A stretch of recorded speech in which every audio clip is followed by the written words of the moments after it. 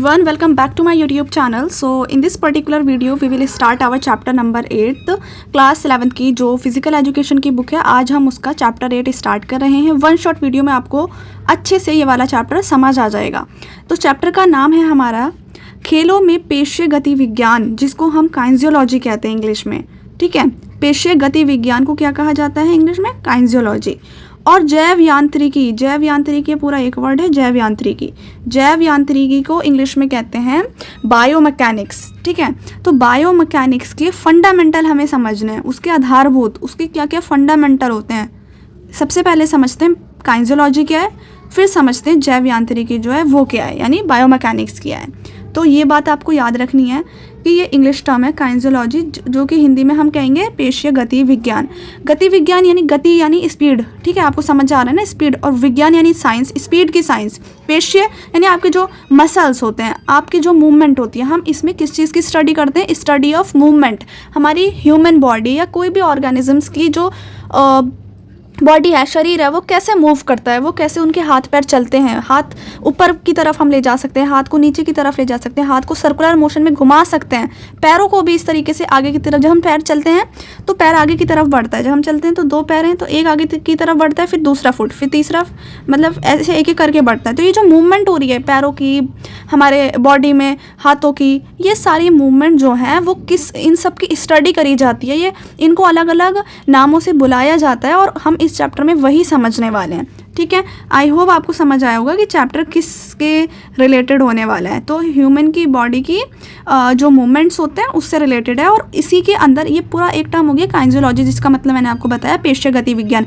अब ये खेलों में किस तरीके से होते हैं? जब हम फुटबॉल खेलते हैं हमें भागना पड़ता है, कोई भी गेम खेलते हैं उसके लिए भागना. क्रिकेट कोई खेलता है तो उसको बैट क्या करते हैं, बैट को चलाना पड़ता है, और उसको चलाने के लिए मूवमेंट चाहिए. गेम्स को, स्पोर्ट्स को खेलने के लिए मूवमेंट चाहिए. और उसी मूवमेंट की जब आप स्टडी करते हैं तो उसको काइंजियोलॉजी कहा जाता है.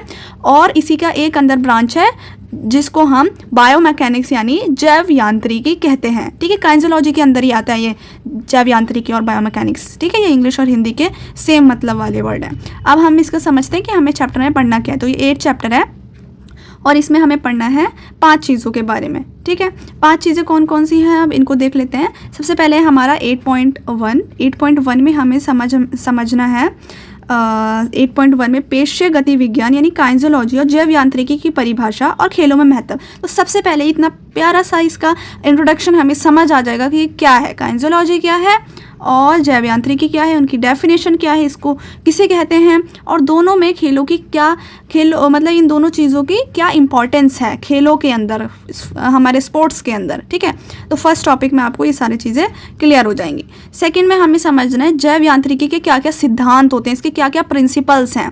ठीक है, ये अच्छा है टॉपिक. फिर 8.3 में हमें समझ आएगा खेलों में काइनेटिक और काइनेमैटिक्स, यानी ये दोनों इंग्लिश टर्म है, इसको हम समझेंगे ये क्या होता है, हिंदी में क्या कहते हैं, और इन दोनों में क्या डिफरेंस है, खेलों में इनका कैसे यूज़ होता है, काइनेटिक का और काइनेमैटिक्स का. ओके, ये अभी अगर आपको नहीं समझ आ रहा है, जस्ट आप देखिए कि आपको पढ़ना क्या है. आगे एक एक चीज़ आपकी क्लियर हो जाएगी, बहुत अच्छे से समझ आ जाएगा आपको ये वाला चैप्टर. 8.4 में हमें समझना है शरीर गति के प्रकार, यानी हमारी जो शारीरिक गति, हमारी जो स्पीड होती है, हमारी बॉडी के जो मूवमेंट्स होते हैं उनके कितने टाइप्स होते हैं, क्या क्या नाम है उनके, और अलग अलग उनमें क्या डिफरेंस है. ये सारे हमारी बॉडी के मूवमेंट के बारे में हम इसमें पढ़ेंगे 8.4 में, जिसमें एग्जाम्पल्स में है आकुचन, विस्तार, अप्रवर्तन, अभिवर्तन, पुरण और पर्यावर्तन. ये थोड़े हिंदी के मुश्किल वर्ड हैं, लेकिन हिंदी मीडियम वालों को आपको याद हिंदी में ही रखना है, तो आपको ये जानना ज़रूरी है. और आप इंग्लिश और हिंदी दोनों में याद रखेंगे तो आपका और ज़्यादा ईजी आपको रिकॉल करने में रहेगा कि हाँ आप एग्ज़ाम में याद रख सकते हैं, क्योंकि इंग्लिश के वर्ड इन कंपैरेटिव हिंदी में थोड़े ईजी रहते हैं. बट आप दोनों में देख सकते हैं जिसमें आपको ईजी लगे. ठीक है, सुपिनेशन और प्रोनेशन. तो ये है, अगर कुछ प्रोनाउंसिएशन में हिंदी में कुछ मिस्टेक हो जाए तो उसके लिए I am really very sorry. 8.5 में हमें पढ़ना है अक्ष और तल के बारे में, अवधारणा और शरीर की गतिविधियों में इसका अनुप्रयोग, यानी अवधारणा और शरीर में जो भी गतिविधि होती है उनमें इनका क्या प्रयोग होता है, किसका, अक्ष और तल का. भी आपको नहीं समझ आ रहा होगा कि अक्ष क्या है, तल क्या है, कोई नहीं, अगर नहीं भी समझ आ रहा है तो आगे कोई भी परेशानी की बात नहीं है, आगे आपको सब चीज़ें अच्छे से समझ आने वाली हैं. ठीक है, तो चलिए अब हम स्टार्ट करते हैं अपना 8.1 से। 8.1 क्या था हमारा? पेशीय गति विज्ञान, जिसको हमने इंग्लिश में बोला था काइंजियोलॉजी, और जैव यांत्रिकी, ठीक है, बायोमैकेनिक्स, ठीक है, जैव यांत्रिकी बायोमैकेनिक्स, इन दोनों की हमें डेफिनेशन को पढ़ना है और इनकी इम्पोर्टेंस को पढ़ना है, ठीक है। ये हमारा 8.1 टॉपिक है। तो सबसे पहले देखते हैं किसकी परिभाषा देखेंगे। सबसे पहले हम किसकी डेफिनेशन पढ़ेंगे? काइंजियोलॉजी की, यानी पेशीय गति विज्ञान किसे कहा जाता है, इसको समझ लेते हैं। पेशीय गति विज्ञान यानी काइंजियोलॉजी को मानव गति के विज्ञान के अध्ययन के रूप में परिभाषित किया गया है। यानी क्या है ये? बस आपको इतना याद रखना है, मानव गति के विज्ञान के अध्ययन के रूप में इसको डिफाइन किया गया है। क्या है काइंजियोलॉजी? पेशीय गति विज्ञान क्या है? हमारा मानव यानी इंसान, गति यानी स्पीड, इंसान की जो स्पीड है उसकी साइंस की स्टडी करना। ह्यूमन की जो इंसान है, ह्यूमन बॉडी है, उसकी जो भी स्पीड होती है उसकी साइंस की स्टडी करना, अध्ययन यानी स्टडी करना। ये आपको इतना सा आधी लाइन ये याद रखनी है इसकी परिभाषा में। और अगर आप अलग अलग ऑथर की डेफिनेशन देंगे तो आपको बहुत अच्छे से याद हो जाएगा और ये एग्ज़ाम में आपको मार्क्स दिलवाएगा फिर अच्छे वाले। तो आपको याद रखना है बर्क आर के अनुसार, ये एक ऑथर हैं जिन्होंने लिखा है इसके बारे में, ठीक है, काइंजियोलॉजी के बारे में, और उनके अकॉर्डिंग इसकी जो डेफिनेशन है वो पढ़ते हैं। उन्होंने कहा है पेशीय गति विज्ञान यानी जो काइंजियोलॉजी है उसको सभी जीवित जीवों के आंदोलन, यानी जीवित जितने भी जीव हैं, जितने भी ऑर्गेनिज्म हैं, उसमें जानवर भी आ सकते हैं, उसमें कीड़े मकोड़े भी आ सकते हैं, सब जीव, सारे जीवों की बात हो गई, सारे ऑर्गेनिजम्स की बात हो गई, उनके आंदोलन व्यवहार के अध्ययन के रूप में परिभाषित किया जा सकता है। तो बर्क आर के ने इसकी ये डेफिनेशन दी कि जो काइंजियोलॉजी है वो सारे जीवों की बात कर दी इन्होंने इसमें, सारे जीवित यानी जो जिंदा हैं, ये नहीं कि जो मर गए वो नहीं, जो जिंदा है जीव किसे कहते हैं? जीव में ऑर्गेनिजम्स को कहते हैं, जिसमें हमारे इंसान, जानवर और कीड़े मकोड़े और भी जीव, पक्षी, जो सब इसमें इंक्लूड हो जाते हैं जीव में। लेकिन वो जिंदा होने चाहिए, जीवित होने चाहिए। उनके आंदोलन व्यवहार, वो किस तरीके से व्यवहार करते हैं और उनके बिहेवियर के जो स्टडी करी जाती है वही क्या आ जाती है? हमारी काइंजियोलॉजी, ठीक है, पेशीय गति विज्ञान, इन्होंने ये बोला है। और आपको ये जो डेफिनेशन, ये एग्जैक्ट वर्ड इनके याद रखने पड़ेंगे। इजी है, थोड़ा सा बस ध्यान देने की ज़रूरत है, आपको याद हो जाएगी, ज़्यादा बड़ी डेफिनेशन नहीं है। फिर जैव, अभी हमने देखी काइंजियोलॉजी की और हमने बर्क आर के अनुसार भी देखा। ये आपको नाम बिल्कुल याद रखना है और इन्होंने जो कहा वो भी याद रखना है, ठीक है। फिर अब हम देखते हैं जैव यांत्रिकी की क्या परिभाषा होती है, यानी बायोमैकेनिक्स की क्या डेफिनेशन है, ठीक है। जैव यांत्रिकी के विज्ञान का उपयोग करके जीवित चीज़ों की गति का अध्ययन है, यानी जो जिंदा चीज़ें हैं, जो जीवित हैं, उनकी गति, उनकी स्पीड का अध्ययन करना, वही क्या है? जैव यांत्रिकी है। इतना इजी है। अब इसमें भी आपको एक ऑथर है उनके बारे में याद रखना है जिन्होंने इसके बारे में लिखा है, हॉल के अनुसार। हॉल उनका नाम है। उन्होंने क्या बोला है? ये आपको वर्ड टू वर्ड याद रखने होते हैं स्टेटमेंट में, डेफिनेशन में खासकर। अगर आप किसी का नाम दे रहे हैं तो आपको वही बात लिखनी है, अपनी तरफ से आप कुछ और ऐड ऑन नहीं कर सकते। तो हॉल के अनुसार क्या है? ये जीवित जीवों के अध्ययन में यांत्रिक सिद्धांतों का अनुप्रयोग है। यानी अभी हमने पढ़ा था ना, जीवित चीज़ों की जो गति होती है, बस वही चीज़ ऐड करनी है और थोड़ा सा ये ऐड कर देना है, जीवित चीज़ों की गति का अध्ययन तो है ही, और साथ में यांत्रिक सिद्धांतों का अनुप्रयोग है। बस ये हाफ लाइन और आपको इसमें ऐड कर देनी है, यांत्रिक सिद्धांतों का अनुप्रयोग। ये किसने बोला है? हॉल ने बोला है। किसके बारे में? जैव यांत्रिकी की डेफिनेशन के बारे में, ठीक है। अब हम देखते हैं इसका स्पोर्ट्स में क्या यूज़ होता है, किसका? काइंजियोलॉजी का और बायोमैकेनिक्स का, दोनों का स्पोर्ट्स में क्या यूज़ होता है, इनकी क्या इंपॉर्टेंस है खेलों के अंदर, ठीक है। तो फर्स्ट इसका पॉइंट है इंपॉर्टेंस वाला, महत्व जो हम पढ़ रहे हैं, मानवीय गतिविधियों के यांत्रिक लाभ व हानियों को समझने में सहायक होती है। यानी मानवीय यानी इंसान की जितनी भी गतिविधियाँ होती हैं, इंसान जो भी मूवमेंट्स करता है ना, उसके यांत्रिकी लाभ, उसके क्या क्या लाभ हैं और उसके क्या क्या हानि है, यानी उसके क्या फ़ायदे हैं और क्या नुकसान है, उसको समझने में हमें हेल्प करता है ये काइंजियोलॉजी और बायोमैकेनिक्स की स्टडी स्पोर्ट्स के अंदर। काइंजियोलॉजी और बायोमैकेनिक्स का ज्ञान हमें ये समझने में मदद करता है, समझने में मदद करता है कि आंतरिक और किया कर बाहरी कारकों पर विचार करके मानव शरीर के अंग बेहतर तरीके से कैसे किए जा सकते हैं। यानी अगर हम इनकी स्टडी कर लें तो हमें पता लग सकता है कि जो हमारे अंदर के सिस्टम है हमारे बॉडी के अंदर जो भी चीज़ें हैं आंतरिक हैं और जो बाहरी कारक होते हैं उसके उस पर विचार करके, यानी अंदर के कारक और बाहर के कारक दोनों चीज़ों को हम पढ़ के ये पता कर सकते हैं कि ह्यूमन जो बॉडी है, हमारी मानव का जो शरीर है, वो कैसे बेहतर तरीके से काम कर सकता है और हम किस तरीके से स्पोर्ट्स में बेटरमेंट अपना कर सकते हैं। हमें विभिन्न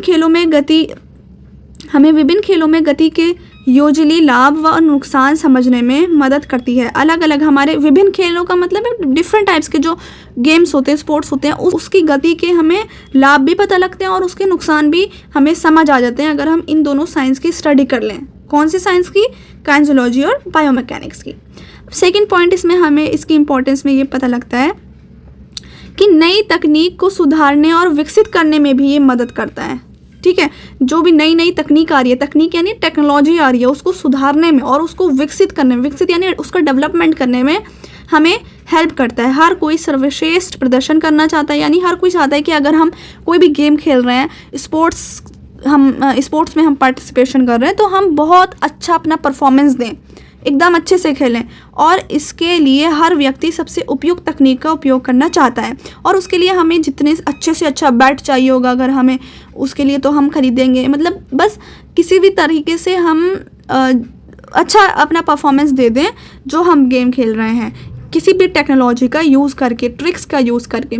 इसलिए तकनीकों में नियमित रूप से सुधार और विकास होता रहता है और ये केवल काइनेंसोलॉजी और बायोमैकेनिक्स के कारण ही संभव है। तो एक और आपको चीज़ पता लग गई कि इसमें जो भी नई टैक्नोलॉजी आती है उसको सुधार होता है और उसको विकसित करने में हमें मदद मिलती है काइनेंसोलॉजी और बायोमैकेनिक्स के वजह से ही इसमें हम संभव हो पाता है ये चीज़। ठीक है, थर्ड वाला पॉइंट हमारा है नए खेल उपकरणों के उन्नयन और विकास में सहायक है। यानी जो नए खेल के उपकरण होते हैं, कोई नया खेल आया है, ठीक है, तो उसके उपकरण बनाना है। अब उसका उपकरण क्या होता है, यानी कोई भी इक्विपमेंट, अगर हम कोई, जैसे हम बैडमिंटन खेल रहे हैं तो उसके लिए हमें बैडमिंटन चाहिए, क्रिकेट खेल रहे हैं तो हमें बैट बॉल चाहिए।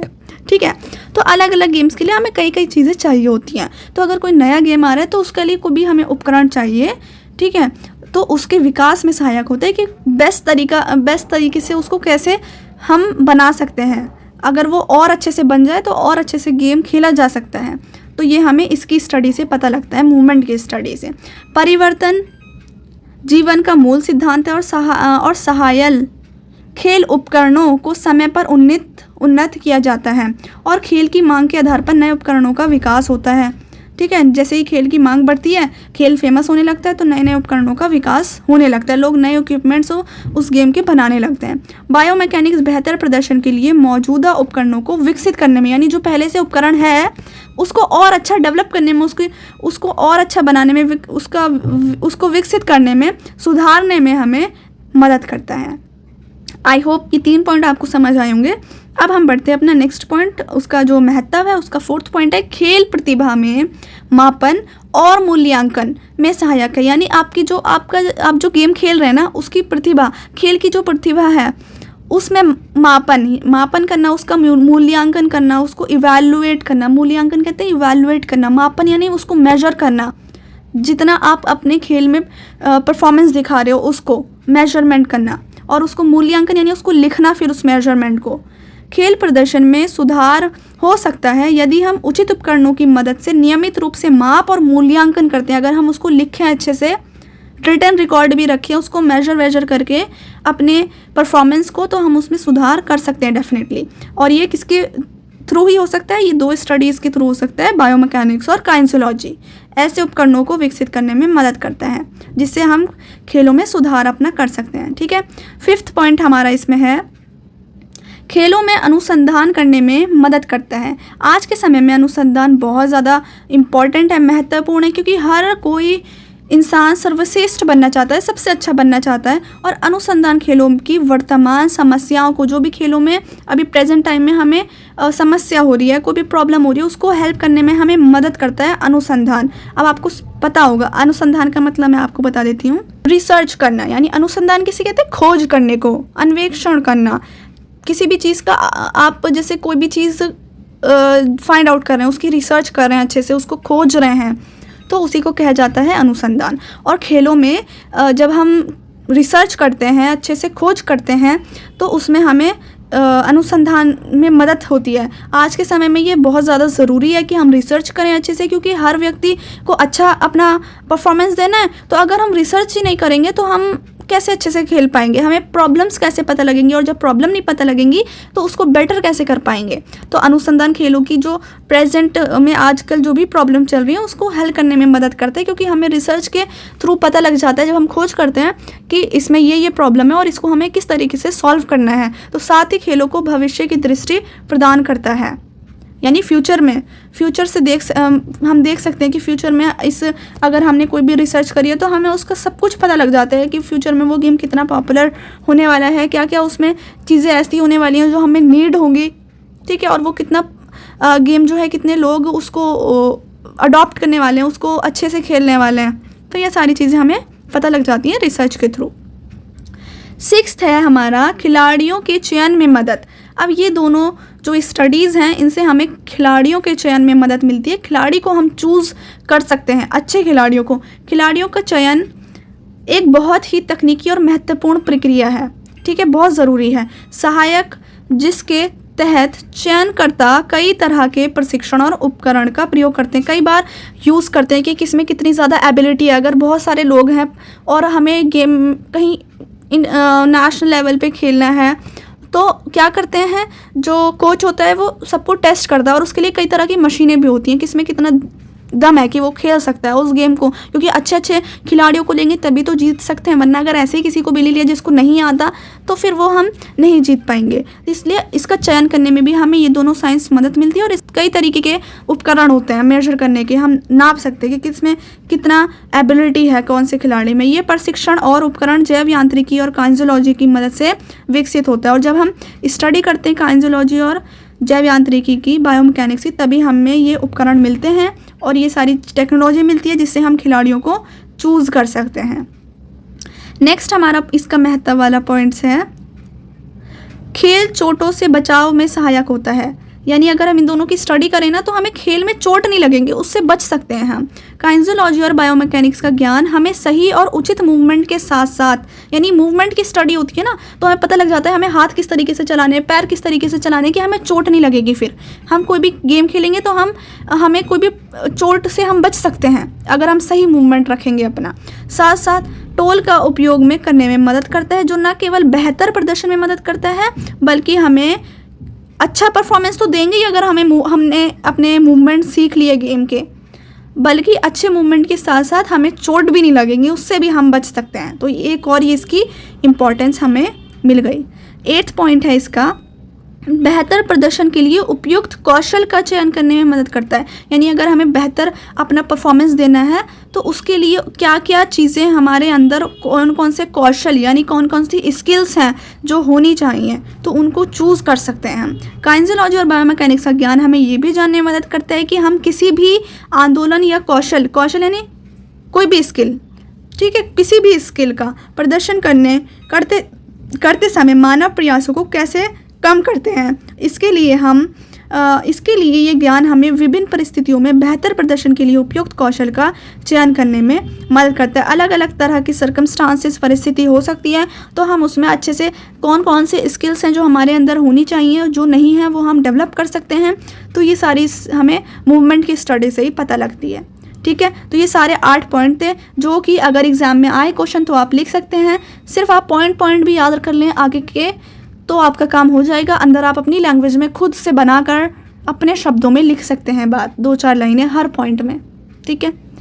चलिए अब हम बढ़ते हैं अपना नेक्स्ट टॉपिक 8.2 की तरफ, जो कि हमारा था ये जीव यांत्रिकी यानी बायोमैकेनिक्स के क्या क्या सिद्धांत हैं, क्या क्या प्रिंसिपल्स हैं, ठीक है।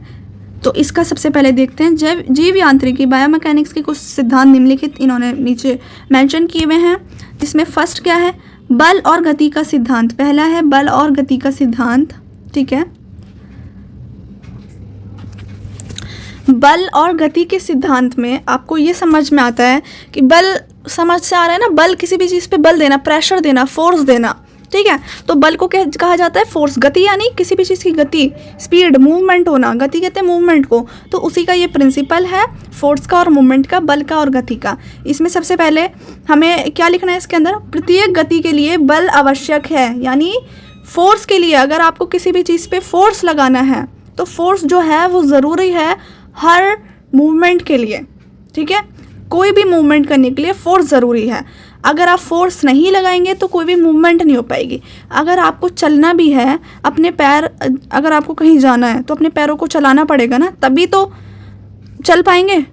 अगर आपको सीढ़ी से, जीने से उतरना है तो आपको अपने पैरों को चलाना पड़ेगा एक एक करके, तभी नीचे उतर पाएंगे। यानी आपको अपने पैरों पे फोर्स लगाना पड़ेगा, राइट, तभी वो आपका काम हो पाएगा। अगर आप फोर्स ही नहीं लगाएंगे, कोई बल ही नहीं लगाएंगे तो कोई काम नहीं हो पाएगा, राइट।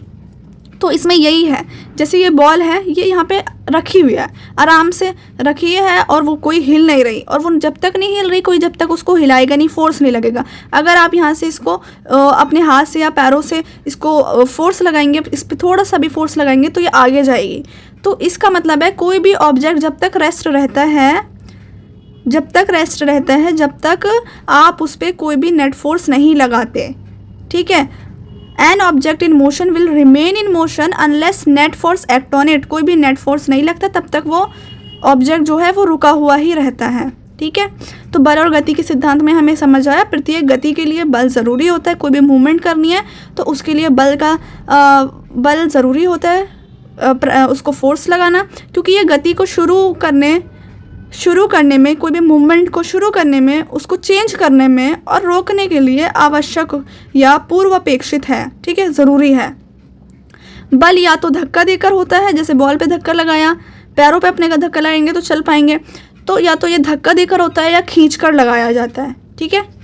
जैसे हमने दरवाजे को खींचा, जब नहीं खींचते तो फिर नहीं होता ना, वो हिलता नहीं, मूव नहीं करता दरवाज़ा, तो उसको खींचा हमने, पुल करा, तभी वो ओपन होगा। तो ये दो तरीके से ही लगते हैं, या तो आपको खींचना पड़ेगा या फिर आपको उसको धक्का देना पड़ेगा, राइट। फर्स्ट इसका ये था प्रिंसिपल। सेकंड है त्वरण का सिद्धांत। अब त्वरण का सिद्धांत जो है, इसमें हम ये जो न्यूटन में भी आपने पढ़े होंगे, न्यूटन के जो लॉ ऑफ मोशन है उसमें भी आपने ये सारी चीज़ें पढ़ी होंगी। और मुझे बताइएगा ये ऊपर जो फोर्स वाला था, ये एग्जाम्पल है कौन से न्यूटन के लॉ ऑफ मोशन का है, ठीक है। मुझे कमेंट सेक्शन में जल्दी से आंसर करिए। सेकंड है त्वरण कहते हैं एक्सेलरेशन को, उसका ये प्रिंसिपल है, इसमें हमें मेंशन है त्वरण वेग में परिवर्तन की दर है। वेग में परिवर्तन की दर का मतलब ये होता है कि वेलोसिटी में, ये थोड़े साइंस की चीज़ें, ये आपको समझना है, लेकिन वेलोसिटी में उसको वेग कहा जाता है, और उसमें परिवर्तन, उसमें चेंज है, उसकी दर यानी एक रेट ऑफ चेंज होता है। तो जो एक्सीलरेशन है ना, वो रेट ऑफ चेंज है वेलोसिटी के अंदर। अभी आपको अगर नहीं समझ आ रहा तो कोई बात नहीं, हम आगे समझते हैं। किसी वस्तु में उत्पन्न त्वरण, कोई भी ऑब्जेक्ट है, ठीक है, उसमें अगर आप त्वरण, जो भी उसमें उत्पन्न त्वरण है, उसमें जो भी एक्सेलरेशन है, उस पर अगर आप कोई भी फोर्स लगाएंगे तो उस पर जो लगाया गया बल है उसके समानुपाती, यानी उसका जो सिमिलर है, तथा वस्तु के द्रव्यमान के व्युत्क्रमानुपाती होता है। व्युत्क्रमानुपाती होता है, इसका मतलब इजी वे में मैं आपको समझाती हूँ। एग्जाम्पल जैसे यहाँ पे मेंशन है, तो इस एग्जाम्पल में भी हमें दे रखा है कि एक 5 kg का बॉक्स है और एक 10 kg का बॉक्स है। तो एक हैवी बॉक्स है जो कि 10 किलो का है, यानी कितना भारी है वो, उसका मास ज़्यादा है, और एक है जो 5 kg का है जो छोटा सा है, ठीक है। तो जब हम छोटे वाले को पुश करेंगे तो वो जल्दी हो जाएगा क्योंकि वो हल्का है, लेकिन अगर हम भारी वाले को 10 किलो वाले को पुश करेंगे आगे की तरफ, तो वो हल्के होगा क्योंकि वो ऑलरेडी उसमें इतना ज़्यादा वज़न है, हैवी है वो। तो त्वरण किसे कहते हैं? त्वरण का मतलब समझ लीजिए पहले। त्वरण यानी एक्सेलरेशन, उसका मतलब ये होता है कि कितनी तेज़ी से कोई भी चीज़ अपनी स्पीड को चेंज करती है, अपनी स्पीड को या अपनी डायरेक्शन को चेंज करता है, उसे कहते हैं त्वरण यानी एक्सेलरेशन। किसे कहते हैं? कोई भी चीज़, कोई भी ऑब्जेक्ट कितनी तेज़ी से अपनी स्पीड को और अपनी डायरेक्शन को चेंज कर रही है, ठीक है। और वो हमें कैसे पता लगेगा? और वो हमें इसमें इस तरीके से बता रखा है कि वो हमें ऐसे पता लगेगा कि किसी भी वस्तु में जो त्वरण है, यानी अपनी जो उसकी स्पीड चेंज हो रही है, तो उस पर लगाए गए बल, उस पे जो प्रेशर, उस पे जो फोर्स लग रहा है उस चीज़ पर, वो उससे हमें पता लग सकता है। जैसे आप मान लीजिए एक टॉय कार है आपके पास, ठीक है, ये आपके पास टॉय कार है एक, ठीक है। अब कोई भी बच्चा जो है, आप इसको वो देंगे, थोड़ा थोड़ा इसको चलाएंगे हल्का हल्का, तो ये चलती चली जाएगी, हल्के हल्के चल जाएगी। लेकिन अगर आप इसको धक्का मार दें एकदम, समझ लीजिए आप बहुत तेज़ी से इसको पुश कर दें एकदम आगे की तरफ, तो ये एकदम तेज़ी से चलेगी और एकदम इसकी स्पीड चेंज हो जाएगी। पहले ये हल्के हल्के चल रही थी, अगर आपने हल्का चलाया है ना, आपने हल्का सा धक्का दिया बिल्कुल, तो ये हल्के से यहाँ आ गई। लेकिन अगर आपने बहुत तेज़ी से इस पर धक्का दे दिया तो ये तो एकदम आगे चली जाएगी ना। कोई भी कार है, आपने इस पर धक्का दिया तो ये हल्के से आगे बढ़ जाएगी, यहाँ आ गई है। लेकिन अगर आपने इसी कार को बहुत तेज़ी से एकदम फोर्स दिया बहुत तेज़ी के साथ, तो ये एकदम से यहाँ नहीं आएगी बल्कि यहाँ आ जाएगी, राइट। तो यही चीज़ इसमें हमें बताइए एक्सीलरेशन में, कि ऑब्जेक्ट पे डिपेंड करेगा।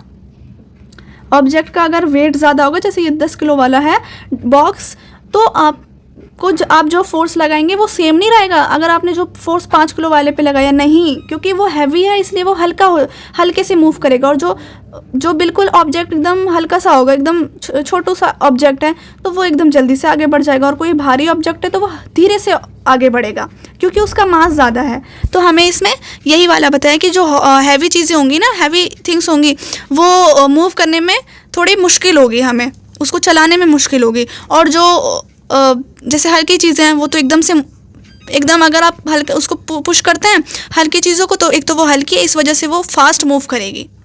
तो ये है, हमें जैसे हम एक और एग्जांपल के थ्रू समझें, जैसे कोई भी लाइट बॉल है, हल्की सी बॉल, एकदम जैसे उसमें वज़न ही नहीं है बॉल में, तो अगर आप उसको पुश करते हैं तो वो एकदम तेज़ी से दूर, मतलब तेज़ी से मूव करेगी। लेकिन अगर बहुत भारी गेंद है, एकदम भारी सी, तो आपको जब आप उसको मूव करेंगे तो वो धीरे धीरे मूव होगी, एकदम तेज़ी से नहीं होगी, ठीक है। कोई फुटबॉल, जैसे मान लो यहाँ फुटबॉल रखी है, एक हल्की सी है, आपने उस पर लात मारी हल्की फुटबॉल पे, तो वो एकदम मूव हो जाएगी तेज़ से। लेकिन अगर कोई भारी है, पहली बात तो कोई भारी होगी इतनी तो वो जल्दी से मूव नहीं होगी। लेकिन अगर फिर भी आपने उसको मूव करा तो वो ज़्यादा से ज़्यादा हल्की सी मूव हो पाएगी, क्योंकि वो ऑलरेडी भारी थी।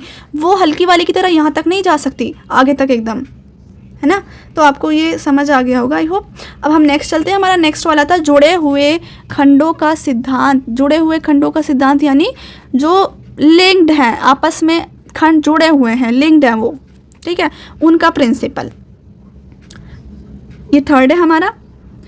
मानव शरीर अलग अलग खंडों में बना है, यानी जो ह्यूमन की बॉडी है वो अलग अलग खंड में, अलग अलग सेगमेंट्स में बनी हुई है, जो जोड़ों के माध्यम से होते हैं। अब खंड क्या बोला है इसमें? खंड बोला है हमारे जोड़ को। जैसे हमारे हाथ होते हैं ना, तो बीच में क्या आ जाती, कोहनियाँ आ जाती हैं। तो ये दो चीज़ों के बीच में क्या आ गई, हमारे हाथ जो है वो मुड़ कैसे पाता है, क्योंकि बीच में कोहनी आ गई, इस वजह से तो मुड़ पाता है। हम कोई भी चीज़ अपने हाथ को मोड़ देते हैं, दो हिस्सों में मोड़ देते हैं, वी बना सकते हैं हम अपने हाथ का, है ना। तो वो कैसे बना सकते हैं? वो इसी तरीके से कि हमारे बीच में क्या है, ये जोड़ है, जोड़ आ गया बीच में, राइट। तो ऐसी पैरों में घुटने होते, तभी हम उसको मोड़ सकते हैं, उसको वी शेप में बना सकते हैं। दो हिस्सों में हो गए हमारे पैर, तो उसको कौन जोड़ रहा है? उसको हमारे घुटने जोड़ रहे हैं। तो इसमें हमें यही बताया जुड़े हुए खंडों का सिद्धांत। और हमारा जो बॉडी है, हमारी जो मानव का शरीर है, वो अलग अलग खंड से बना हुआ है, जो जोड़ों के माध्यम से जुड़ा हुआ है। किसी भी गतिविधि को करने के लिए मांसपेशियों का बल अलग अलग खंडों में आंतरिक गति बनता है, यानी अंदर की स्पीड बन जाता है हमें। अगर मांसपेशी यानी हमारी मसल्स में जब फोर्स लगता है तो वो अलग अलग खंडों में विभाजित हो जाता है, और एक खंड के समीप सथ छोर की गति जोड़ों के माध्यम से उस खंड से दूरस्थ छोर तक स्थानांतरित हो जाएगी। कोई भी ज़्यादा हिंदी के वर्ड आते हैं तो आपको घबराना नहीं है, आपको अपनी लैंग्वेज में लिखना है। आपको बस ये याद रखना है, ये जो बोल्ड वाला होता है ना, ये मेन ये याद रख लेना। और अंदर का आप खुद भी अपनी लैंग्वेज में 2-3 लाइन लिख देंगे तो आपको मार्क्स मिल जाएंगे। तो इसका मतलब है आपको बस समझ लेना है कि क्या होता है, और मेन वाला पॉइंट याद रख लेना है सबका, उसमें आपको फुल मार्क्स आएंगे फिर आपके, ठीक है। तो हमें इसमें ये समझना है, यहाँ पर एक इमेज भी बनी हुई है, आप इसको देख सकते हैं। तो इसमें आपको ये समझना है, जैसे हाथ हमारे क्या है, हाथ में आर्म है, 4 आर्म है, फिर हैंड है, ठीक है, और ये जॉइंट्स में बीच में हमारे जॉइंट्स आ रहे हैं। ऐसे ही पैर, थाई है, लेग है, और फिर फुट है, ये पैरों के हो गए, पहले थाई आती है, फिर हमारे लेग और फिर हमारे नीचे के पंजे यानी फुट आते हैं। तो ये जो सारे पार्ट्स हैं ये जॉइंट्स में, जैसे शोल्डर, हमारे एल्बो, नी, इनसे कनेक्टेड होते हैं। तो हमें ये प्रिंसिपल ये कहता है कि जब हम कोई भी मूवमेंट करते हैं ना, कोई भी हम अपने हाथ या पैर कुछ भी मूव करते हैं, हिलाते हैं, तो वो मसल्स पर उस पर फोर्स लगाते हैं, यानी मसल्स की फोर्स लगती है उस पर, ठीक है, मांसपेशी जिसे कहते हैं। मूवमेंट पहले बॉडी के जो पास वाले पार्ट पे, यानी जो हमारा बॉडी के पास जो हमारा पार्ट होगा उसके एंड से स्टार्ट होता है, फिर ये जो स्पीड है ये जॉइंट के थ्रू अगले वाले पार्ट तक जाती है, ठीक है। अगर हम चलते हैं तो हमें हमारा नीचे वाले पहले पंजे स्टार्ट होते हैं और फिर ये घुटने के थ्रू ऊपर वाले पार्ट पे, थाई पे जाती है, ये ट्रांसफ़र होके, मतलब जो मूवमेंट है वो एक पार्ट से दूसरे पार्ट तक पास होता है। जैसे कि एग्जांपल में अगर हम देखें, हम फुटबॉल का एग्जांपल लें, फुटबॉल पे हम किक मारते हैं, पैर मारते हैं, तो बॉल किक करते वक्त पहले थाई मूव करती है हमारी, फिर लेग तक जाती है फोर्स और फिर वो फुट तक जाती है। पहले हमारी थाई मूव करेगी ऊपर वाले हिस्सा, फिर नीचे का लेग और फिर फुट। तो फिर इसमें क्या होती है कि स्पीड ट्रांसफ़र होती रहती है, इसलिए किक स्ट्रांग लगती है, ऊपर से लेके नीचे तक स्टार्ट होती है। ऐसे एग्जांपल दूसरा लें, अगर क्रिकेट बॉल आप फेंक रहे हैं, उसको थ्रो करते हैं, तो बॉल जब आप थ्रो करते वक्त क्या होता है, पहले शोल्डर मूव करता है हमारा, फिर हमारी एल्बो तक जाती है वो मूवमेंट और फिर व्रिस्ट और हैंड तक पहुँचती है, ठीक है। तो शोल्डर मूव करेंगे, फिर एल्बो और फिर एल्बो के बाद हमारे हाथ तक वो स्पीड पहुंच जाएगी।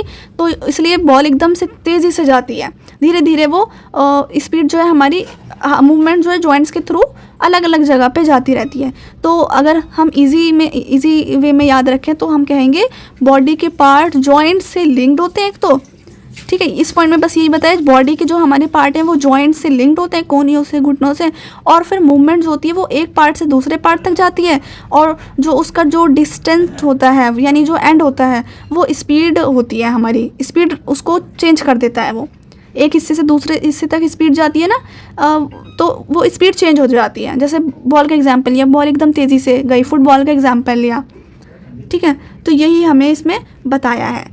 एक खंड से दूसरे छोर ये लिखा है ना इसमें, तो ये बस हिंदी के वर्ड काफ़ी हार्ड हो जाते हैं, लेकिन अगर आप समझ लें तो बहुत इजी है, ठीक है। नेक्स्ट है हमारा फोर्थ वाला। क्योंकि मैं बहुत वीडियो शायद थोड़ी सी लंबी हो जाए, क्योंकि मैं बहुत अच्छे से आपको डिटेल में इजी वे में एग्जाम्पल के थ्रू समझा के हर पॉइंट एक्सप्लेन कर रही हूँ, इस वजह से हो सकता है वीडियो लंबी हो जाए, बट आपको पूरी देखनी है, आपको अच्छे से ये चैप्टर बहुत अच्छे से समझ आ जाएगा। नेक्स्ट हमारा पॉइंट है स्थिरता का सिद्धांत। तो स्थिरता के सिद्धांत में क्या समझना है आपको, स्थिरता किसे कहते हैं सबसे पहले, यानी कोई भी रुक जाना है, एक जगह स्थिर हो जाना, ठीक है, जिसको इंग्लिश में कहा जाता है स्टेबिलिटी, स्टेबल हो जाना। यानी इसमें क्या लिखा है, स्थिरता का सिद्धांत खिलाड़ी के गति में स्थिरता को बनाए रखने और संतुलित स्थिति के बारे में है। स्थिरता सीधे आधार और द्रव्यमान के समानुपातित होती है, लेकिन अप्रत्यक्ष रूप से ऊंचाई के समानुपाती होती है, ठीक है। तो ये इतने हार्ड वर्ड है, मैं आपको समझाती हूँ इसका मतलब है क्या। वैसे देखिए, स्थिरता यानी स्टेबिलिटी, तो ये स्टेबिलिटी का ही प्रिंसिपल है, जिसमें हमें स्टेबिलिटी का मतलब ये होता है कि स्टेबल रहना, एकदम बॉडी को बैलेंस करके रखना, बैलेंस्ड रहना, हमारी बॉडी का स्टेबल रहना, यानी अपनी बॉडी को हम गिरने से बचाना। कोई भी हम गेम खेल रहे हैं तो अपनी बॉडी को ऐसे रखना कि हम गिरे ना, हमें चोट ना लगे, और हमारा जो मूवमेंट कर रहे हैं, अगर हम कोई भी मूवमेंट के टाइम हमारी बॉडी स्टेबल रहे, गिरने से बच जाए, बैलेंस रहे, ठीक है, इसी को कहते हैं स्टेबिलिटी, स्थिरता, ठीक है, स्थिर रहना। अब ये प्रिंसिपल हमें ये कहता है कि जो कोई भी स्पोर्ट एथलीट है हमारा, ठीक है, जो भी स्पोर्ट कोई भी गेम खेल रहा है, वो कोई भी हो सकता है एथलीट, उसकी जो स्थिरता है वो उस पर डिपेंड करती है, यानी उसकी जो स्टेबिलिटी है वो किस पे डिपेंड करती है, यानी बेस ज़्यादा हो। सबसे पहले तो बेस ज़्यादा हो तो स्टेबिलिटी ज़्यादा रहेगी। अगर उसका मास ज़्यादा होगा तब स्टेबिलिटी रहेगी, वो नहीं गिरेगा, है ना, वेट ज़्यादा होगा। अगर उसकी हाइट ज़्यादा हो, तो अगर उसकी हाइट ज़्यादा है तो स्टेबिलिटी ज़्यादा नहीं रहेगी, बल्कि स्टेबिलिटी जो स्थिरता है वो कम रहेगी, वो बैलेंस नहीं कर पाएगा फिर, सही, ठीक है। यानी अगर जो बेस है जहाँ वो है बेस खड़ा जहाँ है वो, अगर वो वाइड है तो वो एकदम ज़्यादा बैलेंस रहेगा, जितनी बड़ी जगह होगी वो आराम से बैलेंस रह पाएगी उसकी बॉडी। लेकिन अगर उसकी बॉडी है वो मोटा सा है तो वो फिर भी उसको अपनी बॉडी को गिरने से बचा सकता है। मतलब हैवी बॉडी है तो स्टेबिलिटी ज़्यादा रहेगी, स्थिरता रहेगी उसके अंदर, वो टिक सकता है, टिकाऊ बना रहेगा। लेकिन अगर उसकी हाइट ज़्यादा होगी तो बैलेंस उसका बॉडी का कम रहेगा। हाइट ज़्यादा है, वो पतला है, तो कभी भी वो उसका बैलेंस बिगड़ सकता है। तो इसमें हमें ये बताया, जैसे कि कोई भी खड़ा होता है, एग्जाम्पल के अगर हम थ्रू समझें तो उसके जो मतलब उसका जो पेयर है वो दूर दूर रख कर कोई भी खड़ा है तो वो ईज़िली बैलेंस रहेगा, है ना। जो पेयर है वो बिल्कुल अगर पास रख के खड़ा होगा तो वो गिरने के उसके ज़्यादा चांसेस रहेंगे। दूर दूर रख के खड़ा है तो वो बैलेंस रह पाएगी उसकी बॉडी, पास है तो वो हो सकता है गिर जाए, कोई उस पर एकदम गेंद आए तो वो एकदम गिर जाए। तो बेस ज़्यादा होने का मतलब है ना स्टेबिलिटी ज़्यादा होना। और एक हम एग्जांपल के थ्रू समझे, जैसे एक लंबा इंसान है और एक छोटा इंसान है, टॉल और शॉर्ट पर्सन है, तो जो शॉर्ट वाला होगा, छोटा सा होगा, वो मोटा होता है इंसान, है ना। ज़्यादातर ऐसे ही होता है, मोटे इंसान थोड़े कम होते हैं हाइट में, तो उनकी स्टेबिलिटी ज़्यादा रहेगी, वो गिर नहीं सकते हैं ज़्यादा। लेकिन अगर जो पतले इंसान होंगे वो लंबे होंगे तो उनको बैलेंस करना थोड़ा मुश्किल होता है और वो हल्के से हैं तो वो गिर भी सकते हैं, ठीक है। हाइट ज़्यादा की वजह से स्टेबिलिटी कम रह पाती है क्योंकि वो पतले होते हैं। और अगर हम पोजीशन देखें, जैसे कोई भी रेसलर है उसकी पोजीशन देखें तो उसके वाइड होते हैं, पैर जो हैं वो वाइड रखते हैं उनके, और जो बॉडी होती है वो थोड़ी सी झुकी होती है। तो इनका जो होता है ना, इससे उनका जो बेस होता है वो बढ़ जाता है और जो हाइट होती है वो कम रहती है, और इसी वजह से उनकी जो स्टेबिलिटी है ना वो बिल्कुल एकदम सही ज़्यादा होती है, मेंटेन रहती है। तो अगर हम ईजी लाइन में इसको याद रखें तो आप ये समझिए स्टेबिलिटी जो है वो बेस पर और हमारे वज़न पर, मास पर डिपेंड करती है, कितना वेट है। बेस और मास, अगर आपका मास ज़्यादा होगा, हैवी होगी बॉडी, तो स्टेबिलिटी ज़्यादा रहेगी। लेकिन अगर आपकी हाइट ज़्यादा होगी तो स्टेबिलिटी कम रहेगी। यही इसमें हमें बताया है। स्थिरता का सिद्धांत खिलाड़ी के गति की स्थिति में बनाए रखने में संतुलित स्थिति के बारे में है। स्थिरता सीधे आधार पर द्रव्यमान समानुपातित होती है, लेकिन अपेक्षित रूप से ऊंचाई हाइट के समानुपाती होती है। तो ये सारी चीज़ें आपको इसमें कॉम्प्लिकेटेड लगती हैं, लेकिन ये जो मैंने आपको बताया इससे आपको याद रखना है। नेक्स्ट हमारा है 5th पॉइंट, यांत्रिक लीवर का सिद्धांत। ठीक है, यांत्रिक लीवर का सिद्धांत। ये सिद्धांत किसी आंदोलन के यांत्रिक लाभ और हानि होने के बारे में, यानी फ़ायदा और नुकसान होने के बारे में है। ठीक है, जब बल भुजा प्रतिरोध भुजा से लंबी होती है और इसके विपरीत, तब हमेशा यांत्रिक लाभ होगा। जैसे इस एग्जाम्पल में दिया है। सबसे पहले तो इसकी शुद्ध हिंदी को थोड़ा इजी वे में समझते हैं। तो ये जो प्रिंसिपल है ये यांत्रिक लीवर का प्रिंसिपल है, जिसको इंग्लिश में कहते हैं मैकेनिकल लीवर का प्रिंसिपल। तो इस मैकेनिकल लीवर के प्रिंसिपल को मैं आपको अपनी लैंग्वेज में समझा देती हूँ, इस एग्जाम्पल के थ्रू भी आपको समझ आ जाएगा। देखिए, इसमें 3 चीज़ें होती हैं। सबसे पहले, जैसे हमारी जो इंसान की बॉडी होती है ना, वो एक लीवर की तरह काम करती है। कोई भी हम जब अपने हाथों को, पैरों को चलाते हैं, मूव करते हैं ना, मूवमेंट करते हैं अपनी बॉडी की, तो वो लीवर की तरह काम करती है। जैसे लीवर के 3 पार्ट्स में 3 मेन पार्ट्स होते हैं ना लीवर के, जॉइंट, मसल्स या कोई भी वेट ऑब्जेक्ट, ठीक है, कोई भी ऑब्जेक्ट। तो ये जो 3 चीज़ें हैं, इसी तरीके से इन 3 चीज़ों में जैसे जो हमारा जॉइंट होता है उसको हम फलक्रम मान लेते हैं इंग्लिश में। ठीक है, ये आप FUL, एक सेकेंड मैं आपको दिखाती हूँ, FULCRUM, ठीक है, RUM, फलक्रम। ये हमारा जॉइंट होता है। जैसे आप क्लास 1 वाले एग्जाम्पल में देख रहे हैं, बीच में है बिल्कुल फलक्रम यानी जॉइंट।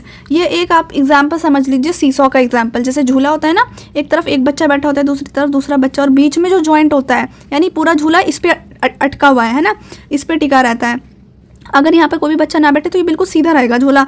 वो किस वजह से? क्योंकि नीचे जो इसका जो जॉइंट है उस वजह से, है ना। तो ये जो जॉइंट होता है इसी को हम फलक्रम कहते हैं इंग्लिश में। ठीक है, ये आपको याद रखना, ये बहुत ज़रूरी है।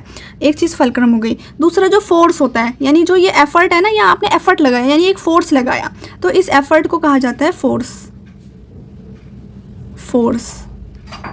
ये जो एफर्ट है इसको फोर्स कहा जाता है। ये बीच वाला जो है ना, इसको फलक्रम कहा जाता है, जिसको हम जॉइंट कहते हैं।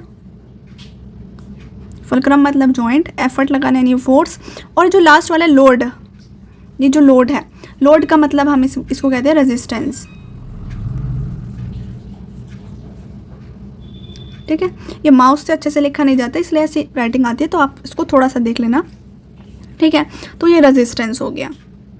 तो ये 3 चीज़ें आपको याद रखनी है, fulcrum, force and resistance. Fulcrum यानी कोई भी जॉइंट, बीच वाला हिस्सा जिस पे टिका हुआ है। जैसे दरवाज़ा, आप कोई भी अपने दरवाज़ा हमारा मूव करते हैं ना, दरवाज़ा आगे पुल पुश ऐसे करते हैं, तो वो किस पे, उसका फुलक्रम क्या होता है, उसका जॉइंट क्या होता है?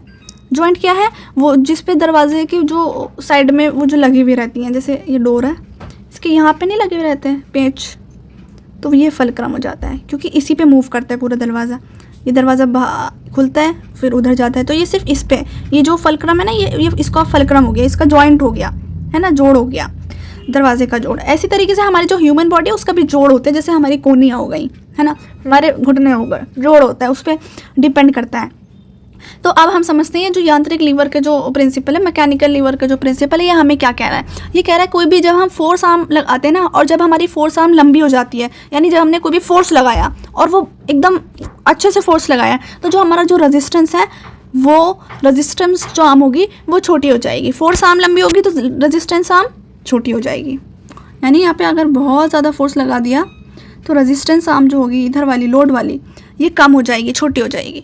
और इससे क्या होगा, इसमें जो हमारा होगा, इससे हमें कम फोर्स में क्या मिलेगा? ज़्यादा काम मिलेगा।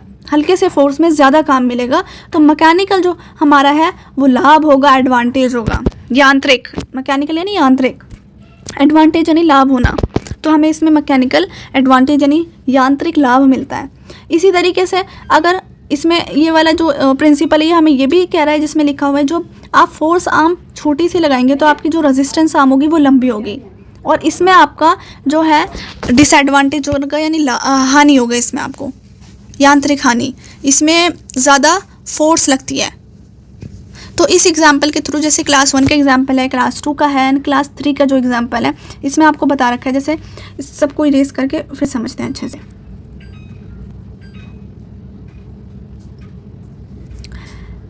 ये जो एग्जाम्पल है क्लास 1 में, हमने बीच में देखा ये क्या है, ये फुलक्रम पॉइंट है, जॉइंट वाला।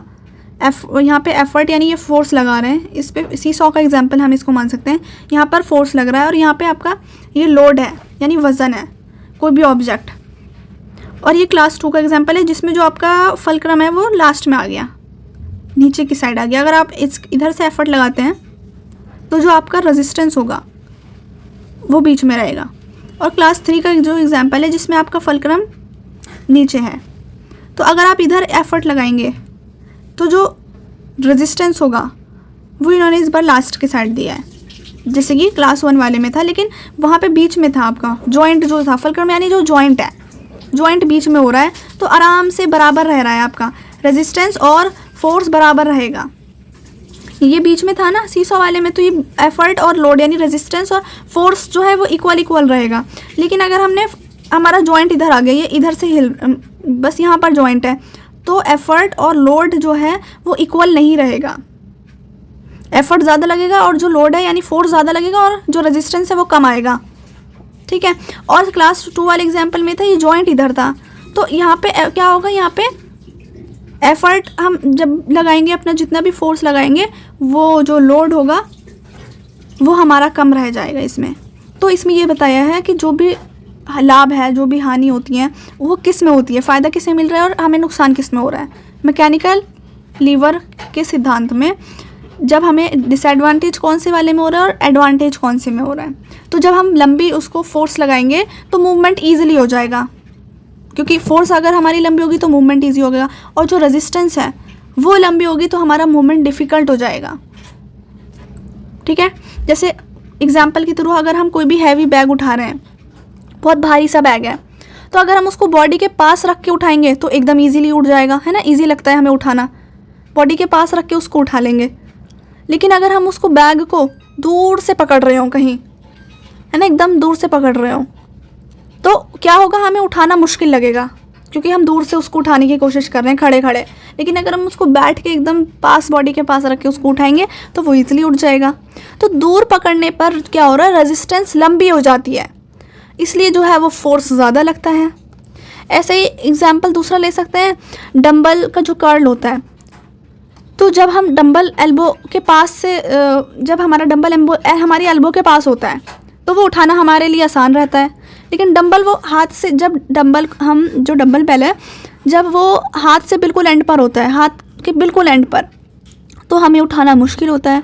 तो यहाँ पे यही है कि रेजिस्टेंस जो है वो लंबी हो जाती है, और रेजिस्टेंस लंबी होने से जो हमें नुकसान होता है, यानी जो हमारा जो यांत्रिक लाभ है वो नहीं हो रहा, हमें हानि हो रही है, इसमें मैकेनिकल डिसएडवांटेज होता है। ठीक है, तो आपको इजी लाइन में याद रखने के लिए बस ये याद रखना है, फोर्स लंबी तो मैकेनिकल एडवांटेज हो रहा है, यानी आपको फ़ायदा हो रहा है, लेकिन अगर रेजिस्टेंस लंबी हो रही है तो आपको डिसएडवांटेज हो रहा है, यानी नुकसान हो रहा है। ठीक है, कोई लाभ नहीं हो रहा फिर अगर रेजिस्टेंस लंबी होती है। तो ये हमने बैक के एग्जाम्पल से भी समझ लिया, और जो पिक्चर में एग्जाम्पल दिया है इससे भी हम इसको समझ चुके हैं।